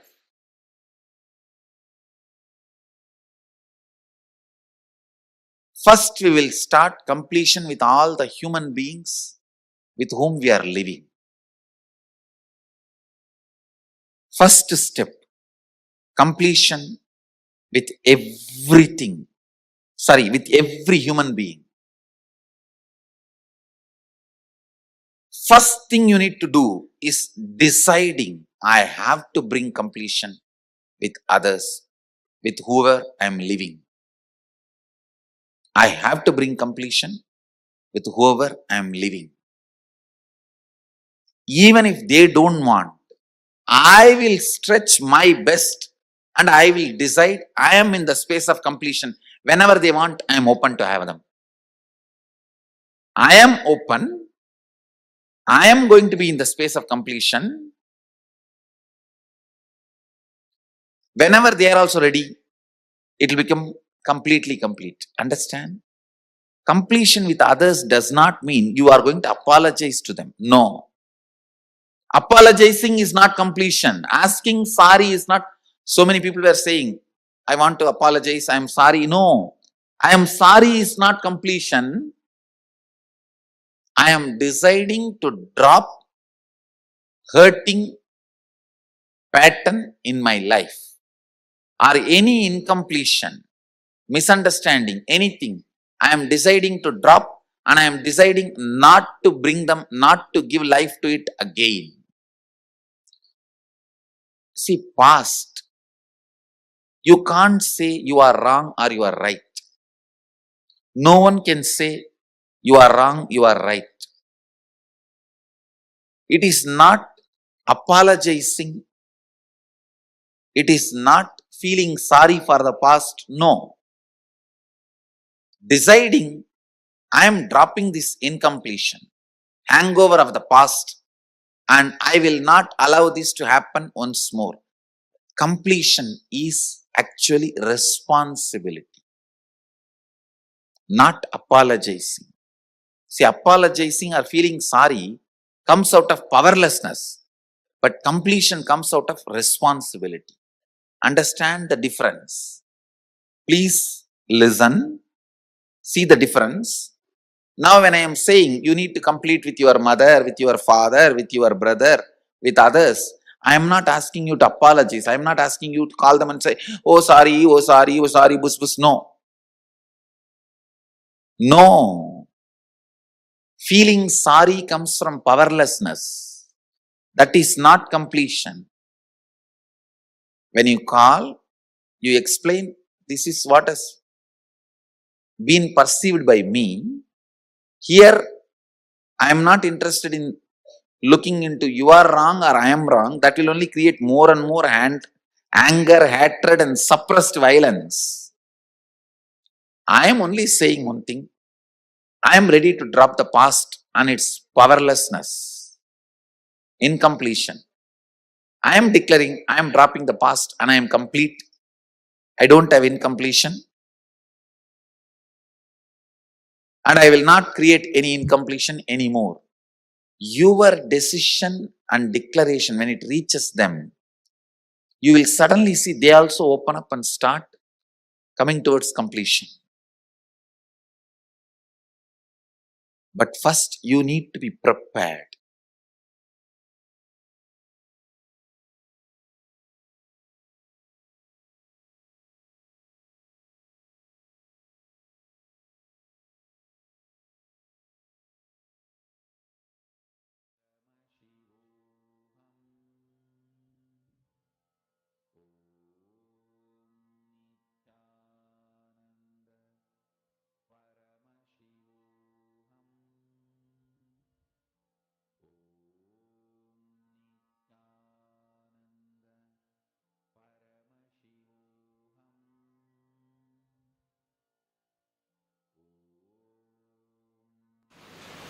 I'll tell you the story of my completion.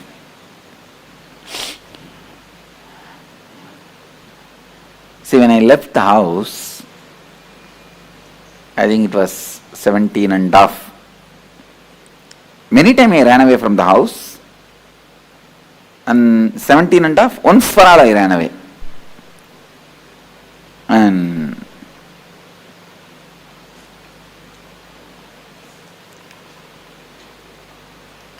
I think when I was 17, both my gurus, Raghupati Yogi, Yogi Yogananda Puri, his name, and Vibhudananda Puri, lady sannyasini, Kuppammal, her name, both of them have passed away. After they left the body, it was almost like impossible for me to live in that city. See, in that town, every stone is associated with their memories for me. The hill is the place where I spend my time. Temple is the place I spend my time. It's always with them.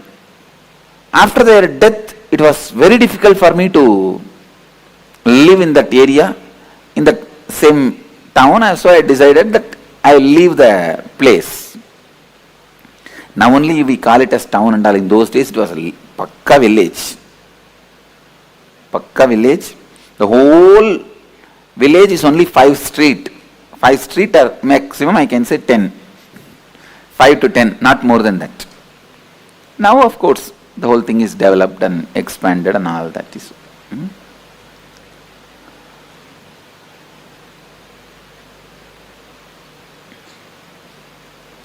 I could not live in Tiruvannamalai, so I decided to leave the house. I had the darshan of Ramakrishna suddenly, so I decided to go to Ramakrishna Mission and sannyasi. But I know very clearly I am not going to stay in their organization. I may go and receive sannyas and continue my yatra. That was my decision, my thinking, hope. So one day, it was a Sunday, Saturday night, Sunday morning, I saw very vividly Ramakrishna and Sharada Devi appearing, and they appeared, and I asked Ramakrishna, please initiate me. And he smiled and said, showing Sharada Devi, she is the specialist in all this. And I told Sharada Devi, you initiate me. Then I saw very clearly she put her hand on my head and both of them entered into my body and disappeared. So I decided, it gave me a lot of courage and strength to take up sannyas, leave the house. I can say that this was the immediate reason. So I decided I am going to leave the house. And after the decision, I was in the temple thinking. After this dream, I went to temple and whole day I was sitting and thinking. Even next day I was sitting and thinking what to do. Wednesday, Monday, Tuesday, Wednesday, third day, evening I came to my mother. I sat on the door frame. She sat one step below.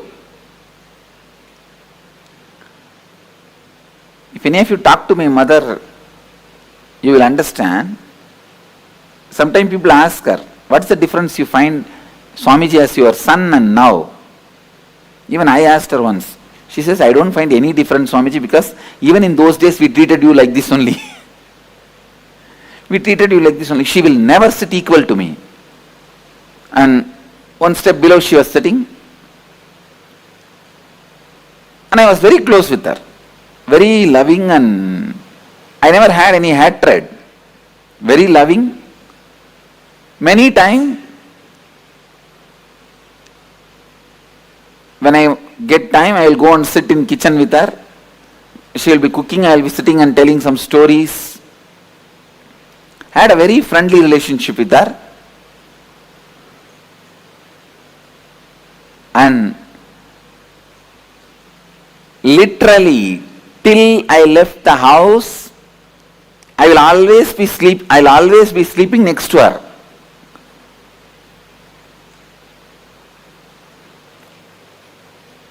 I think if you are from the Western culture, it will be shocking, you will not be able to understand. In Indian tradition, we don't have even the idea of the child abuse. So always, as kids,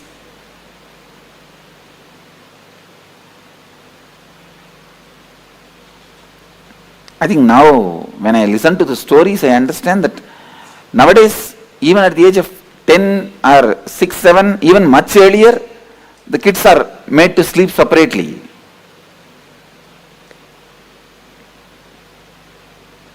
Till I left the house, I'll always be sleeping next to her only, holding her. And another one thing, after my enlightenment, from the age of 12, I started this pattern of bedwetting. 10 years I was bedwetting. Later on I found out what was the reason. The kids will have bedwetting, you have heard. But when I was a child, it did not happen. At the age of 12, it started. See, after the enlightenment, every night the consciousness falls into samadhi, so the message from bladder to brain does not go. That bladder is full and brain does not act. It's in some other state. So I don't get up. Every morning she has to get up and wash the sari and dry the bed in the first floor. It's a routine, but she won't complain even a single day. Single day she won't complain. So I called her and said, I was sitting and I said, I was looking away from her, not looking at her, looking away from her and said, Mom, Swami is going to become a sannyasi. I won't address as me. Only recently I started using this I and me. If you see even my earlier discourses, you will not see anywhere this I and me. It's Ramakrishna style. And only very recently only I started using I and mine. I, me, all these words.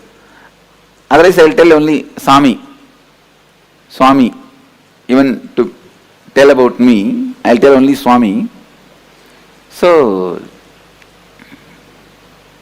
if you talk to our Gurukul kids, even they will not say I and me. They will only tell the name.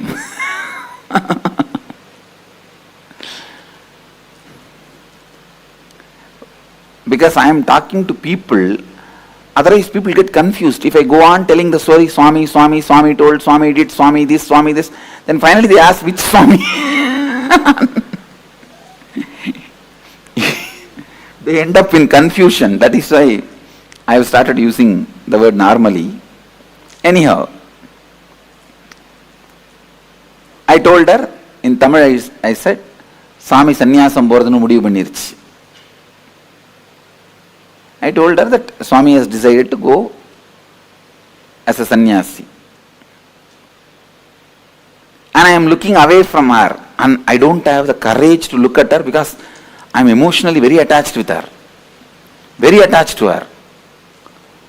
So, I can't handle.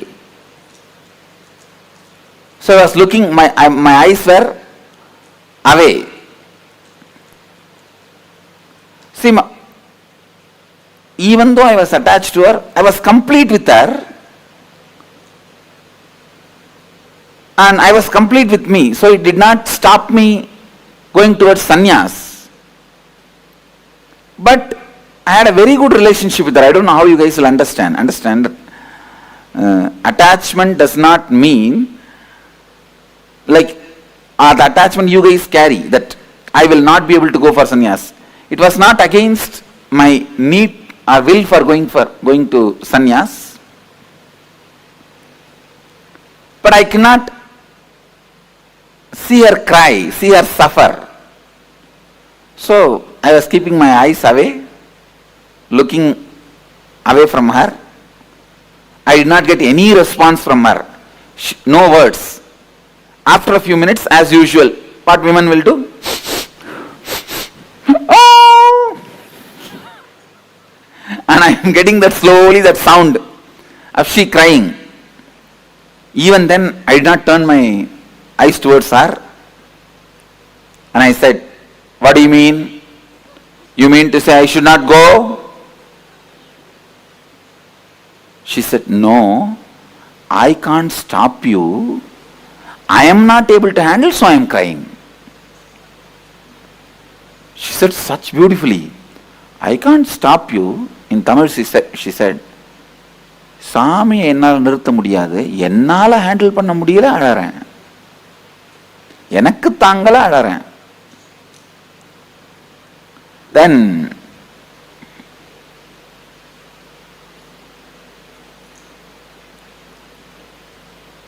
she hugged me, and usually I am a very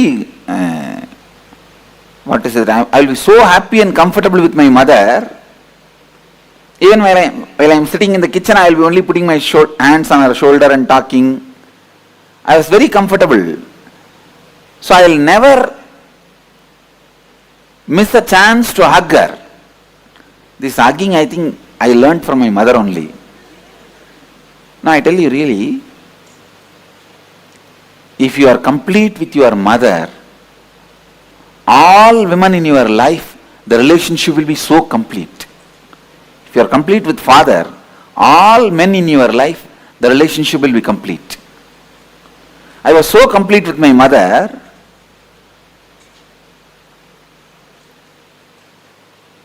but when she hugged me, I did not even hug her back, and before she could be complete with that hug, I moved my body. She understood, I don't want her to hug me now. She understood, I'm moving out. She just took her hands off and she moved, and she was wiping the ears and crying. Immediately my father came from behind and said, my father was actually shouting at my mother, did you disturb Swami in some way? Why is Swami suddenly telling he is leaving the house? We are after all taking care of him nicely. And he has no courage to talk to me directly.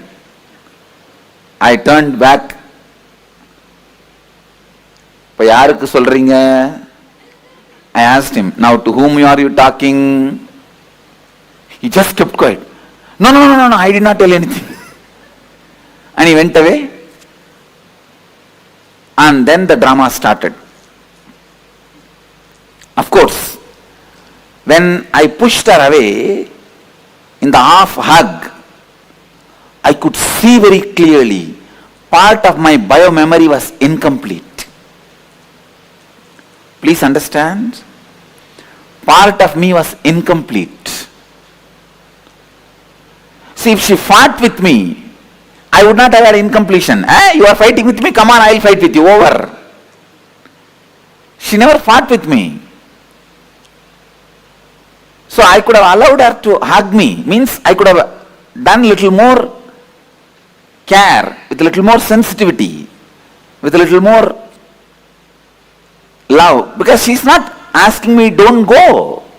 You understand? She's not telling don't go for sannyas. But I was afraid if I give her the love or attention or care, I may not go. I may not be able to go. So I can say that it was more, the incompletion was created with her, more because of my self-doubt about me. Then finally, next day morning, I can see the whole village is in front of my house. It's a very tight-knit community, small village, tight-knit community. I can say it's one large family, that's all. The whole village. At least that whole area. I have seen in those days, in every house in the puja room, there will be one old man's photo. I asked my grandmother, who is this Swami? She said, no, he is your grandfather. I asked, then why his photo is in every house? She said, for all the house, he is the grandfather.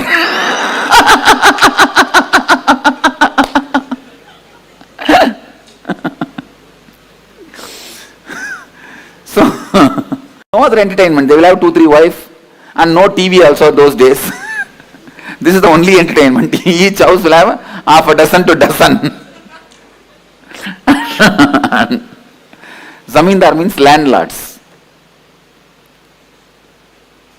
And I have seen the original house was 80,000 square feet.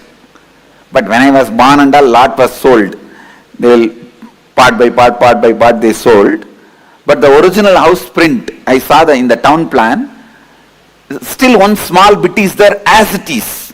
I am trying to buy, these fellows are not giving me, just to make like a memorial, one bit, same construction is there as it is, the stone construction and the teak wood. Any of you have seen that kind of houses?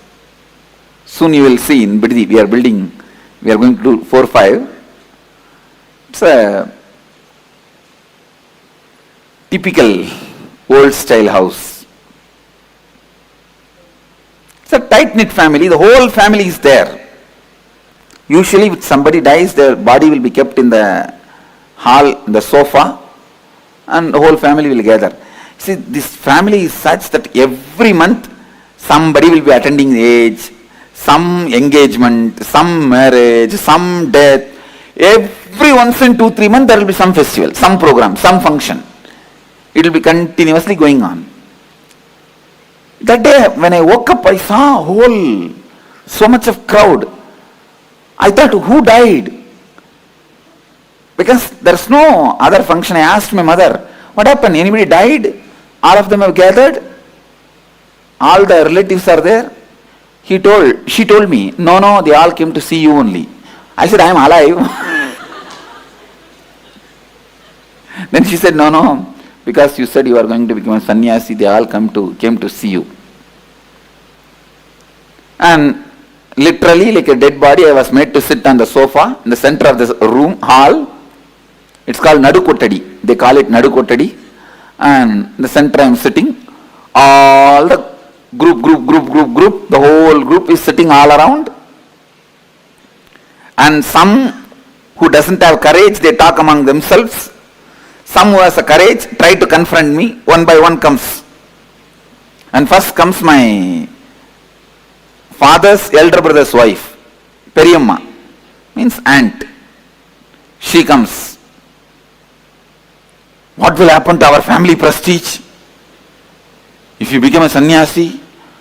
And the funny thing is, night I told my mother, by early morning the whole village knows. Before I wake up, the whole village is there. There are nearby relatives. In those days, cell phone was not that common also. All the other villages also information is gone. They are all on the way. And you need to know, 2 families sat and already saw a girl for me. Usually in this tight-knit families, if a boy is born, immediately they will tie a girl. The mama ponnu, atta ponnu, edavadhu one tie panni vechiruvanga. So they already decided. They are seeing the time, right, muhurtam. And all of them have to sit and convince me.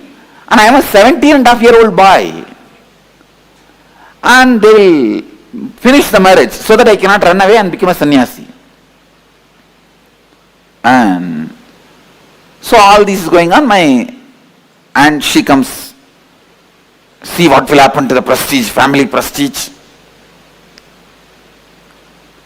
And I cannot live if you run away like this and all. Whole village will talk, everyone will talk about us. And now only we are having little prestige and family is all settling down. She has 2 daughters. And who will marry my 2 daughters if you run away and become a sannyasi? After all, they are my cousin sisters only. If you run away and become sannyasi, nobody will marry my daughters. I will hang with the sari on the fan She told in Tamil, சேலையை கட்டி ஃபேன்ல தொங்கிடுவேன் அப்படின்னு. I will hang myself in the saree on the fan. I slowly looked at her and said, she used to be very heavy. And I said, for your weight, the saree will tear, fan will break. You better use the rope on the Uttaram. Uttaram is the beam. You use the rope and hang yourself in the Uttaram. Surely you will die. That's it. And immediately she got angry. What? You are asking me to die? You are asking me to die? Get out of our house. Get out of our house. That's what I told you. I'm going.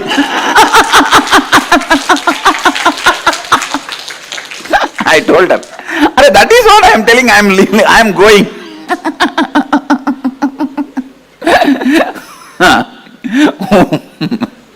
Then comes the next guy. If you are from South India, you can literally enjoy the whole scene. You can visualize the whole scene and see. These fellows are so bothered about what others will talk about us. The whole life goes with that only. And then comes my uncle, means my father's sister's husband. Mama, my uncle, he comes. We are all living in the house and living a spiritual life. Are we all not living a spiritual life? Why don't you do that? Why do you want to leave the house? He is a drunkard. He is alcoholic. So, but I used to have a lot of respect for him. I just put my hands like this only and stood up from the sofa. In Tamil I said, Ada loose. That's the way I started. The loose. நீ காலைல எந்திரிச்ச உடனே சாராயிரம்னா மூஞ்சி கழுவுற, உனக்கு ஆன்மீகத்துக்கு என்னடா சம்பந்தம்? I spoke in singular. I used to be very respectful, but that day all my kundalini was up and alive. And I said, hey, fool. Loose is the, fool is not the right word. You understand as loose itself. Loose. You early morning you wash your face only with the alcohol. And what kind of spirituality you are talking about? He was so angry because in public, in front of everyone, I told he is alcoholic. Because in the village, even if they drink, they will be very secretly, they will drink. And they will not drink in the house and all, they will drink and come very, and they will have a backside door, they will slowly enter. And that time only that cat will fall on them. It will be very secret. It will not be known to others, especially to kids. In front of public, no one will speak. And even the relatives will not sit together and drink. This fellow will go separately and drink and come. This fellow will go separately and drink and come. In the alcohol shop, even if they meet each other, they will put the towel and cover the face. And because I told him that he is alcoholic in front of the whole group, that's it. Hey, you told me I am a drunkard? Get out of our house. Get out of our house. I said, that is what I am telling.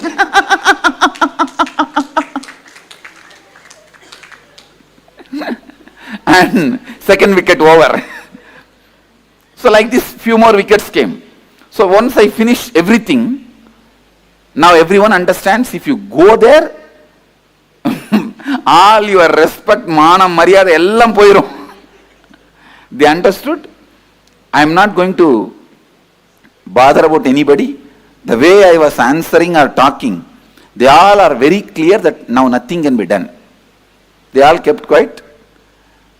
And then some more relatives, whoever need to come. 3 days, the whole house was full of these relatives. Some trying to convince me. Some from distance itself they will talk.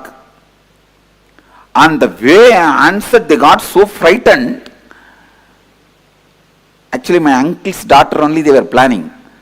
This same guy only I said, you are a drunkard. That's it. Now I means I will not give my daughter to you. Who asked? I never asked. You planned. What can I do? And then they were planning these, that, and they tried to call my college friends. And whether they will be able to give any advice to me. And nothing worked out. Finally, third day, Wednesday I told them, and Thursday, Friday. And of course, even Saturday I was there. Saturday I did not stay in the house, I went out. Sunday I left the house, that's all. Next Sunday I left the house. After that, there was no contact between me and them. They heard once I am in Ramakrishna Mutt, and when they came, I just saw them from distance and went away. That's all. And anyhow, I left the house and traveled and had different experiences, saw the different monks and sannyasis, everything, and had my realization, my life mission, everything. And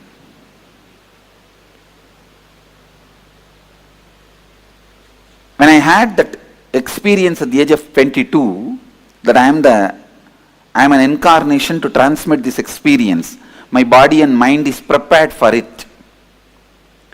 After that experience, it took 9 months for me to settle down normally. If I move the right hand, left hand will not move. If I move the left hand, right leg will not move. The coordination will not be there. If I speak, everything will be stopped. That's the way body was functioning. To settle down and become normal, it took 9 months. So when I settled into the body and became normal, the first thing I felt is I have to complete that bio-memory which was left in me as incomplete. So I went back to Tiruvannamalai. Actually, that time I was staying in a place called Kanchipuram, near Kanchipuram, a place called Perukkaranai. And there they take stones for making deities. So there are artificial caves where they removed the stones, quarried the stones. I was staying in one of those caves. Then when I decided, I wanted to complete with her. When I felt I should complete with her, immediately I went back to Tiruvannamalai. I went to the house where they were staying. There I saw nobody is there. And somebody else is having shops. When I went there and asked, I wanted to see Arunachalam and Loganai, my father and mother's name. They said, no, they are not here. They went away. I asked, it is their own house? They said, no. 8 years before they sold this house, they went away. I asked them, where are they? Do you know the address? They said, we don't know where they are. We don't even know whether they are in Tiruvannamalai. We don't have any idea. When I was inquiring, they thought that I am coming there for food, because my mother had a wonderful habit, which is from my grandfather. Every day, she will go and find some sadhus and get them and give them food. My grandmother also had this pattern. Every day, she will go and find some sadhus from the temple and get them, give them food, only then she will eat. My father's mother and mother's father, both of them had this habit. So sadhus will come regularly to have food. So these guys thought I came for food. So they said, we will give you food. I said, no, I just wanted to meet them, that's why I came. So I do not know now where they are. I went to temple and sat there. It's already maybe around night 8 o'clock. I thought in the temple at least some of the friends or relatives will come. I'll see them or they will see me, then I'll ask them. When I was sitting in the temple, first time after 9 months, I felt the hunger. Because I settled into the body. That was the exact day I settled into the body. It was Deepavali day. And I settled into the body. And I think next day to Deepavali, Amavasya, I went to Tiruvannamalai. First time then I thought, what is this? In the stomach something is going on. Then I realized, oh God, it's hunger. Because the 9 months, hunger, thirst, everything disappeared from the body. All human activities have disappeared from the body. No one to. No one to. Means when nothing goes inside, how anything can come out. And even if we eat little bit, I think whether it's completely gets assimilated, I don't know.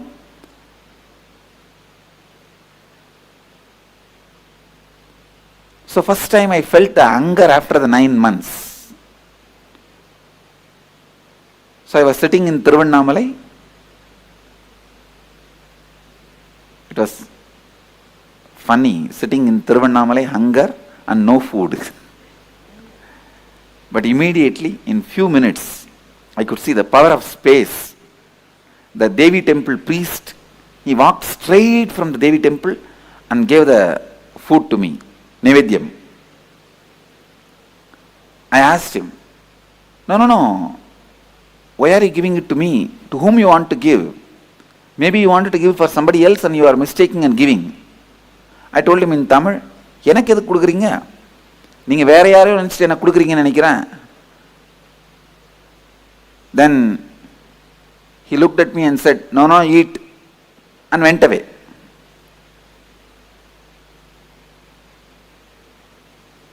After I ate and washed the hands and I was sitting, from distance I saw one young man saw me and started running. Then I know it's my classmate. From distance I recognized. He also recognized me. He thought if he comes near me, I'll run away.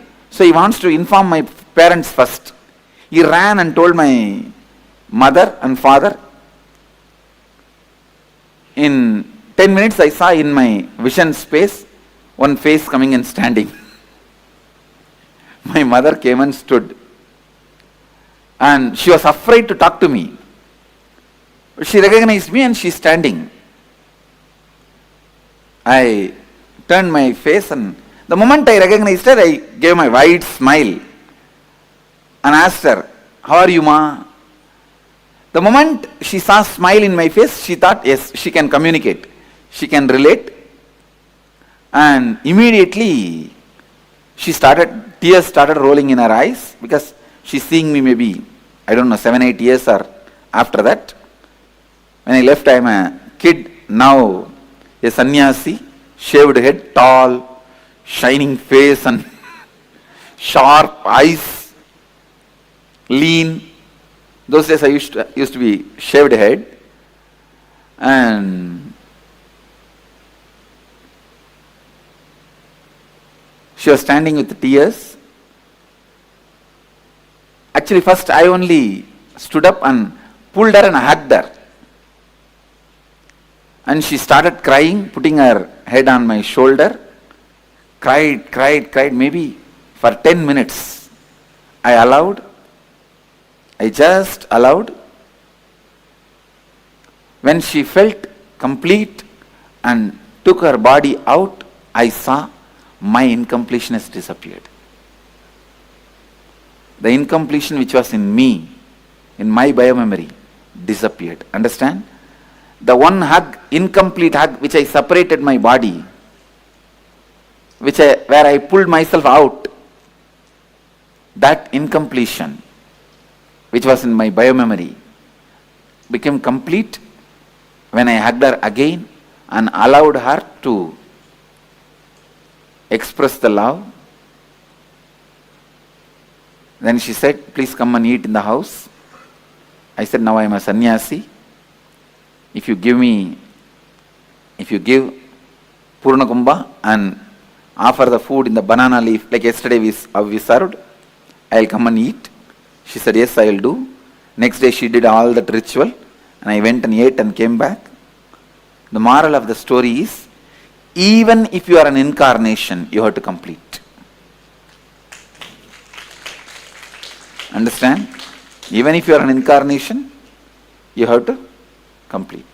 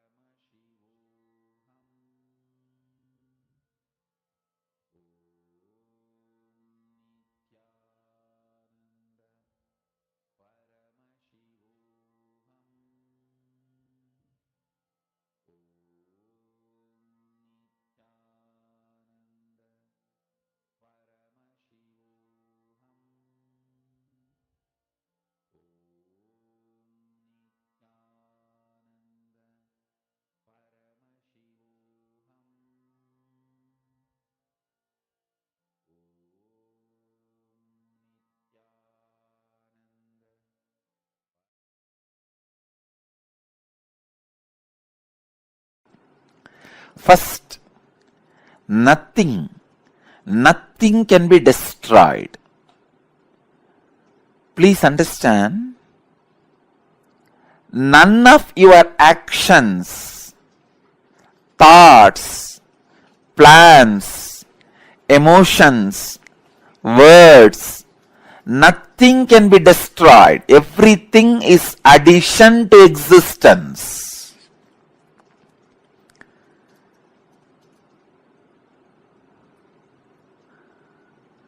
Every moment, every one of our thoughts, words, actions, everything just go on, gets added to existence. 10,000 years ago, what rishis were doing on the banks of Saraswati is still available in the cosmic archives as if it is happening now. Please understand, 60,000 years before, what human beings were doing in the Ganges civilization is available as if it is happening now with the 4D clarity, not just 3D, 4D clarity. Nothing can be destroyed in the world. Everything is stored.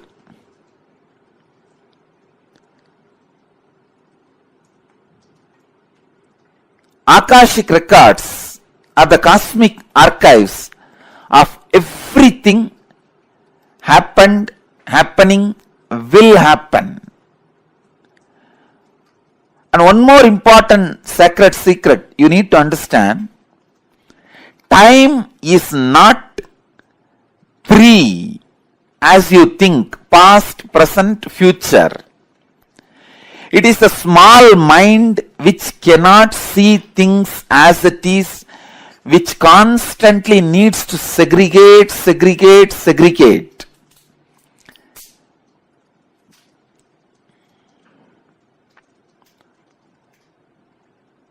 For example, if you keep a fruit basket on the table, ordinarily if you look, you will look in one moment and you know it is a fruit basket and 5 different fruits are there. But for a child, it cannot grasp the whole thing immediately. It will say first, oh, banana, then mango, pineapple, apple. It can understand only one by one. Same way, the past, present, future, in Sanskrit we call it Kala. Only a ignorant mind which cannot grasp perceives as past, present, future, but in truth it is not 3 different things. An enlightened being sees Kala as one entity, one experience, one reality. Continuously, wise men all over the world, again and again, in all religions, repeat this one truth. History repeats itself. Understand, the patterns are same. So it is not even repeating, it is rebeating. The whole life is certain rhythm with certain beats. That rhythm is continuously moving. Even the word repeating is not right word. Rebeating is right word. History is constantly rebeating itself.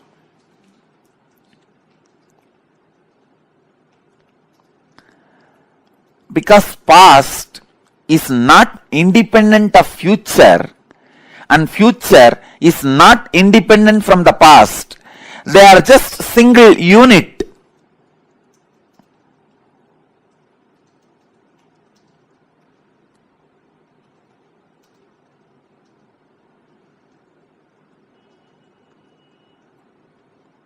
Your innermost consciousness can just experience all three at a time.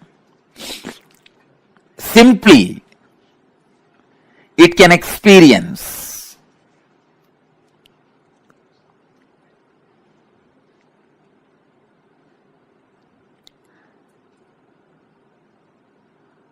Past, present, future. All these three are just the very integral part of your inner space. When your consciousness leans towards past, it is caught in greed. When it leans towards the future, it is caught in fear. When it is sitting with the present, it is inspired. Please understand, when it moves towards the future, it is caught in fear. That is why it jumps to greed. Fear is a wound, greed is a medicine. When greed is a wound, fear is a medicine. Fear heals greed, greed heals fear. Fear reduces greed, greed reduces fear. Greed reduces the fear and brings you back to the reality. And greed reduces the fear and brings you back to reality.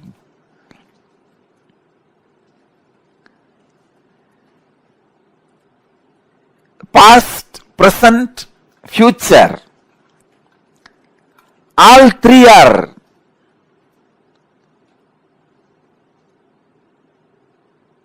one entity, one existence, one unity.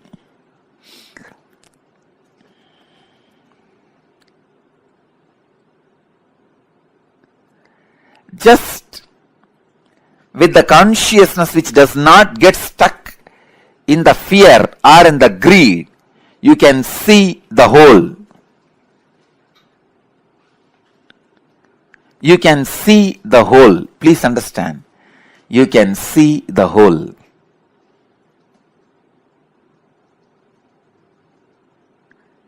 Past, present,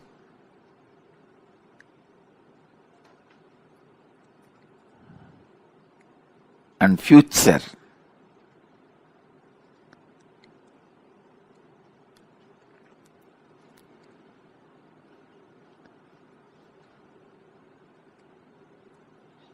I'll give you a very simple understanding.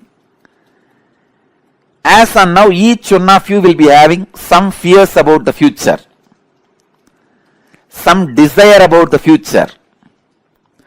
Constantly your inner mind will be projecting your fears are going to be reality.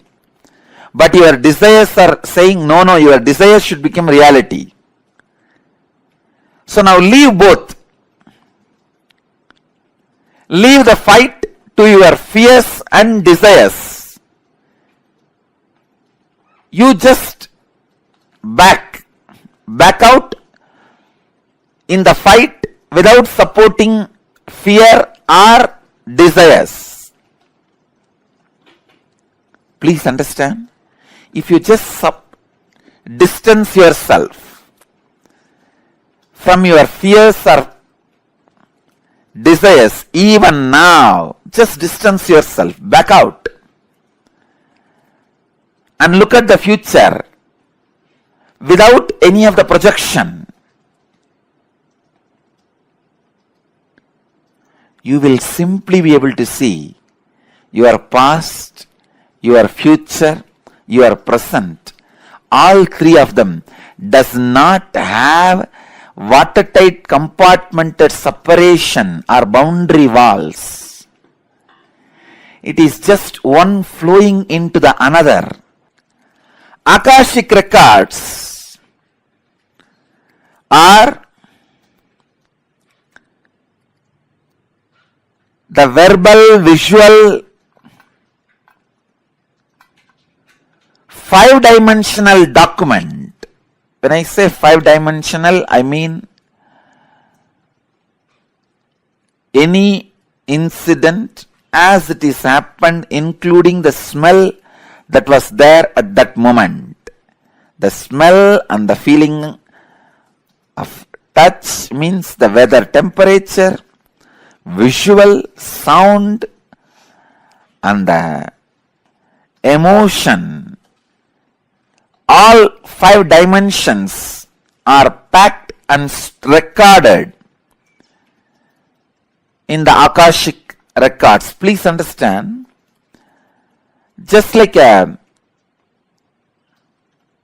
film in the camera captures two dimensions of visualization and verbalization. In the video camera, visualization and verbalization both are captured. Same way, the film in the cosmos is a space. In the space, all five dimensions, sound, visuals, smell, taste and touch, all five dimensions of whatever is happening is continuously getting recorded.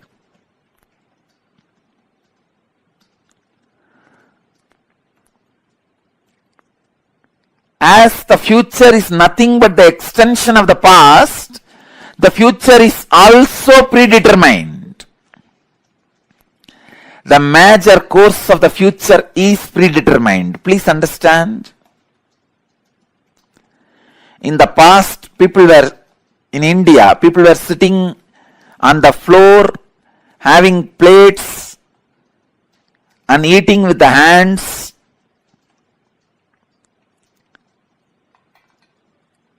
Idlis, the old breakfast. Then, now people sit on the dining table, use the spoons and forks, maybe eating pizza. In the future, they may be sitting somewhere, eating something, using something. That may change in future, but they were eating only through mouth in the past, now also only through mouth.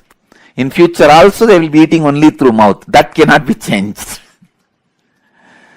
So the major things in the past or in the present or in the future cannot be changed. Please understand, when I utter the word future is predetermined, realize the freedom in you. Don't be frustrated. All the frustrating parts of your past can be changed. Only the components and the parts which puts you in restful awareness are predetermined. Let me describe more clearly.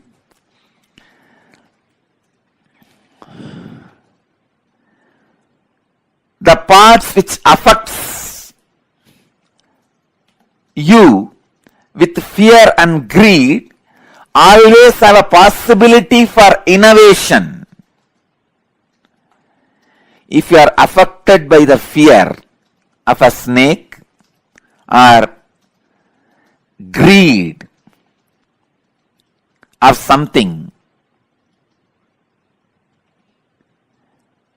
those things can be changed in your future because that is not reality. But there is something which is reality, which always puts you in restful awareness, that cannot be changed. Let me give you one example from Vedanta. I know I am talking about very subtle concepts, very subtle truths. If you are a new person, new visitor, and it is too much for you, I sincerely apologize. But the subject Akashic Records is too big subject. I have to reveal the truths.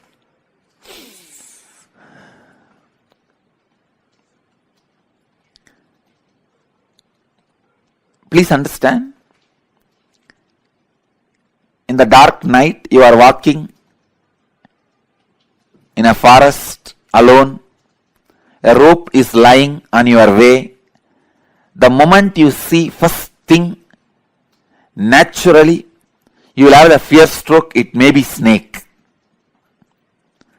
At least for a few seconds, you will be in that mood. It is a snake. And most of us, our eyes have so much of power. It will show as if that end of that rope is moving little bit. That's power of our eyes. So you'll have the fear stroke. In few minutes, if you observe that rope very closely, strongly, intensely, suddenly you will realize, no, it is not snake, it is just ordinary rope lying. Then you will just settle down, relax. First, the impact happening on you, that fear. The second, the realization of you relaxing into the restful awareness. So these two components are there in this whole incident. This falling back into the restful awareness can't be changed even in future. The restful awareness is reality that does not change in the past or in the present or in the future. When I say future is predetermined, I mean the component of the restful awareness is predetermined. You have to fall back on the restful awareness. So be free. You have no suffering. No incident in your future can destroy you. You have to fall back on the restful awareness. It is predetermined destiny of every being. But the component of this fear can be changed.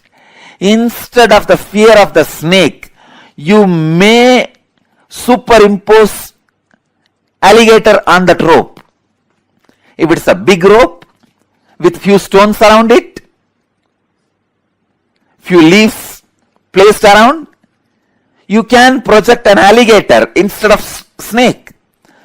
So the possibility of the projection is the changeable part of your future.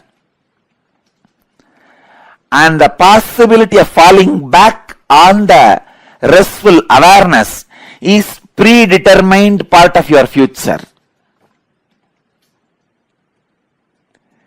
When enlightened masters say future is predetermined, they are saying the truth.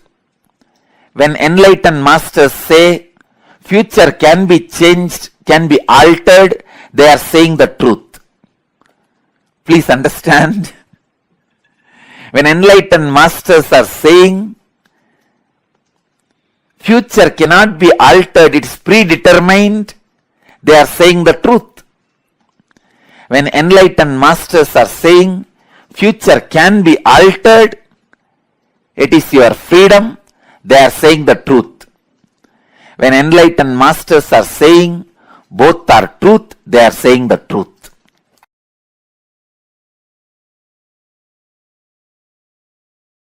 The Akashic records are, it's like a password being handed over to you. All the informations are there and this is the password, please see it, that's all. The Akashic records are like DNA of the universe. Each soul has its own Akashic records and there are collective records of all souls of all journeys. That's what I call all souls of all journeys, is what I call Hiranyagarbha. So now I'll add some of my insights. First thing, understand, all the information you collected through all your births is available in your DNA. Second, you can access some of them just to understand and not to waste the time doing the same actions again and again, thinking you will have the joy end of this action. See, it's like if you have done certain action and you did not receive the joy which you wanted, and if you forget that you did that action and did not have the joy, you will be trying it again and again in various ways. But if you remember, you did this action, did not have the joy, you will not try it again. You will not waste your time on it again. So accessing DNA code, reading Akashic record will be useful in that way for you to become enlightened. Not to waste your time on the foolish things which you are trying to do again and again and again. For example, fighting with the master. You know, end of the day I am only going to win. And even if I let you win, means you are losing the whole game. That is why I am just letting you win, or feeling that you are winning. This is one of the major foolishness. But if you have the access to Akashic record, even once or twice, if you have access to the past once or twice, through your DNA, suddenly you will be awakened. Oh God, how many times I will be doing this same foolishness? It is time. Start living, doing, and no making decision. You will learn the art of surrender. You will learn the art of surrender in your practical life. That's why sometimes I encourage few people to go for this Nadi reading. Because this Nadi reading is Akashic records outside your DNA. Sometimes it will not be 100% perfect and you will not have a trust also. Even if they miss one information, did not read properly, because it is so subtle, not only the word, even the interpretation. So subtle, sometimes you will miss one information, that reader misses one interpretation and you lose trust over the whole thing. Try to read the Akashic records inside the DNA. That is why sometimes I read your DNA and tell you, then if you go and see the Akashic record and matches, then you will have the tremendous respect on my word, which I read as your Akashic record, and the Nadi, which is the outside Akashic record.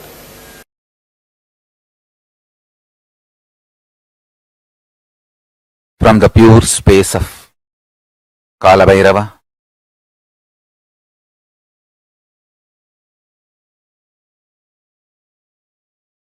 Paramashiva is revealing all these great truths to the world. Please listen and internalize. All these truths are independently powerful and capable to make your consciousness into superconsciousness. Your consciousness is the seed, it is a possibility. If you understand these great truths, it can flower into superconsciousness. The seed is waiting to flower to achieve its completion and fulfillment. Listen and cognize these truths, you will achieve completion and fulfillment, ultimate enlightenment. Listen. The first truth.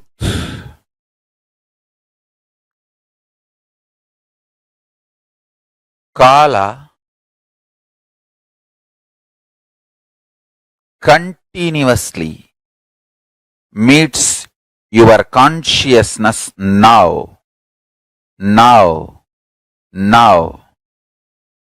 So the mood of your body, your mind, your physiology, your psychology, you keep now, plays a very important role in your whole life. If you keep the now in incompletion or hopes, that will continue forever. If you keep the now in the completion and clarity, that will manifest forever. Kala does not meet your consciousness in the past or in the future. He meets your consciousness now, in the present. So, again and again, during your present moment, be in the space of completion. Learn to bring completion to yourself, restful awareness to yourself now, and do not have guilt or worry if you have the influence of the past and influence of the future on present now. Guilt or fear is a one more incompletion that is not going to help. So, not engaging with guilt, not engaging with fear, unclutching with fear, incompletions, guilt is the right attitude. Understand the official attitude towards incompletions, towards guilt, towards fear is unclutching, and all the further manipulation of fears, if you unclutch, life will become worse. All those fears are manipulation of fears. All those multi-level fears do not have the real existence. They are delusion.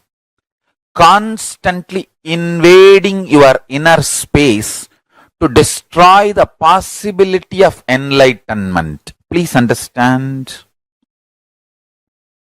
Anyone who comes to simple awareness stops behaving agitated, immature, rough, like multiple personality, all this layered fears, fear, guilt, powerlessness, incompletion are layered. Please understand, this is the Deva Rahasya. They all do not have influence over your present moment. This present moment, you meet the consciousness. Consciousness meets Kala directly. So, any practice you do in the present moment, for example, you declare completion. Immediately, even 2000 years of incompletion has no power over you. This is Deva Rahasya. Understand?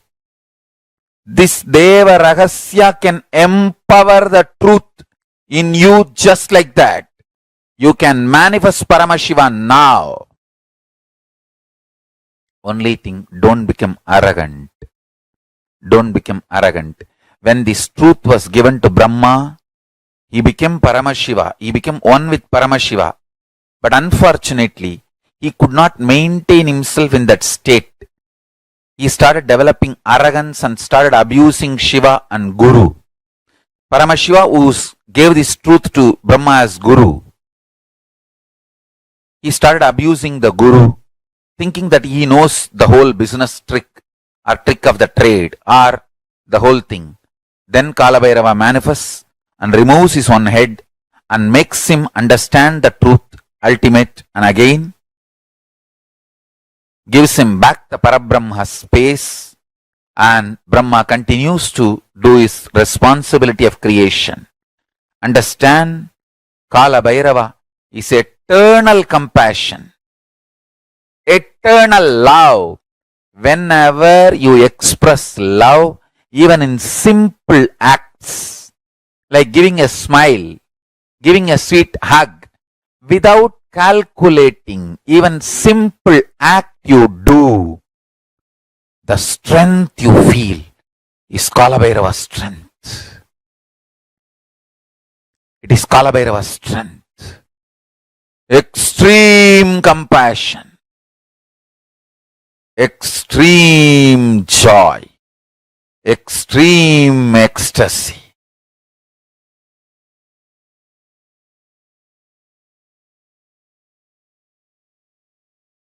Brings intense powerfulness and strength in you.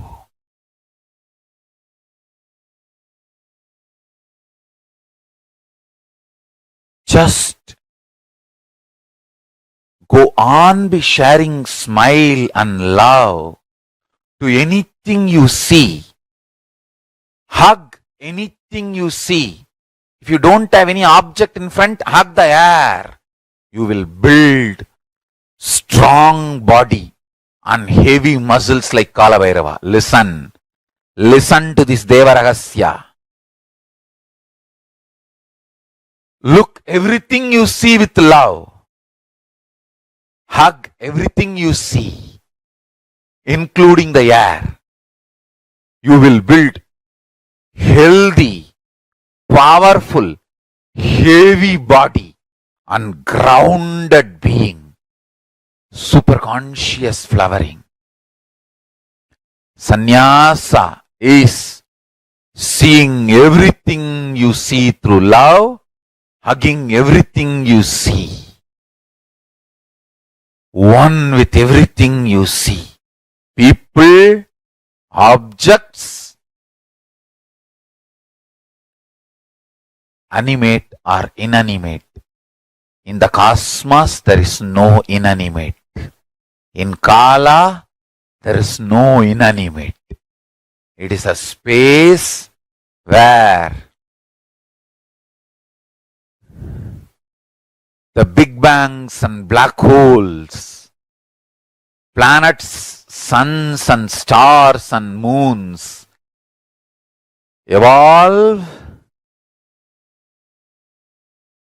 billions of years exists and dissolve spontaneously, simultaneously, without gap. Billions of years without gap. Meditate on it. Meditate on it. Meditate on it. It is Deva Rahasya. The moment you understand this, your third eye will open up.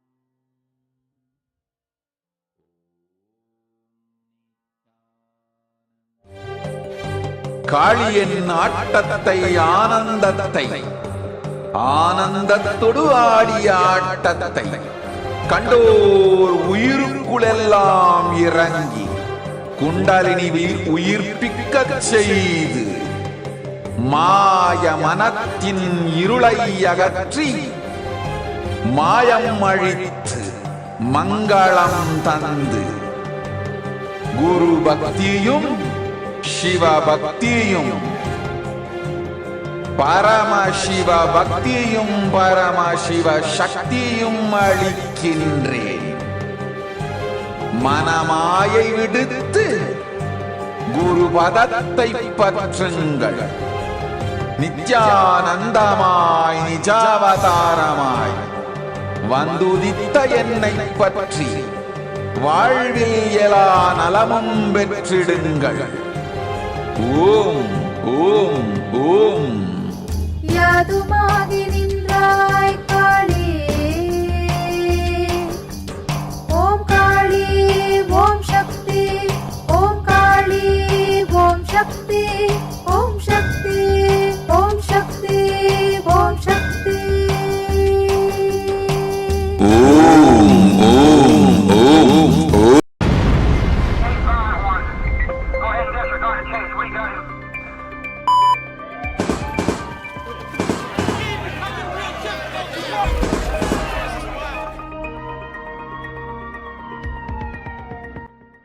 Israel பாலஸ்தீன துக்கம் அழிந்து போரொழிய வேண்டுமென்று கேட்கின்றார். நடக்கின்றது இந்த யுத்தம், இது முடியாது. மூண்டெழுந்து மூன்றாம் யுத்தமாய் உலகம் முழுவதும் பரவ இருக்கின்றது. தெரிந்து கொள், 3 ஆண்டுகளுக்குள் இது 3ஆம் யுத்தமாகும். முளைத்திருக்கும் விதை இது.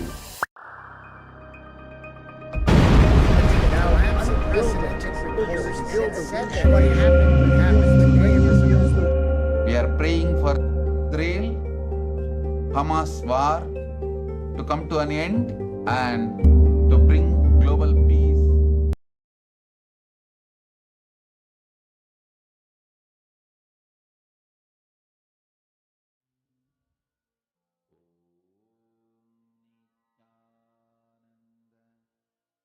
Paramashivoham.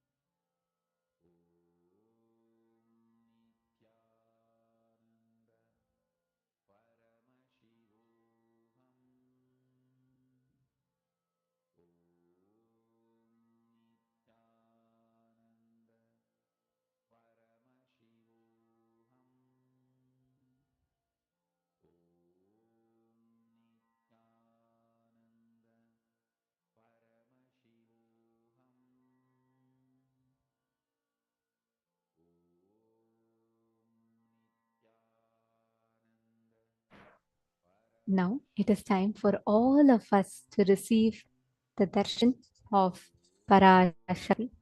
Today, before we all receive the darshan, we will be witnessing a very, very important celebration. Today is auspicious occasion of Sharad Purnima, and on this auspicious occasion, the Kailasa temples across the globe is celebrating the Aipasi Annabhishekam, and we request all the participants, every one of you, to please sit and let us all enjoy the Aipasi Annabhishekam. And right after that, we will all be entering into the darshan of Devi Paramashiva Shakti. Now, let us all get ready to witness the Aipasi Annabhishekam.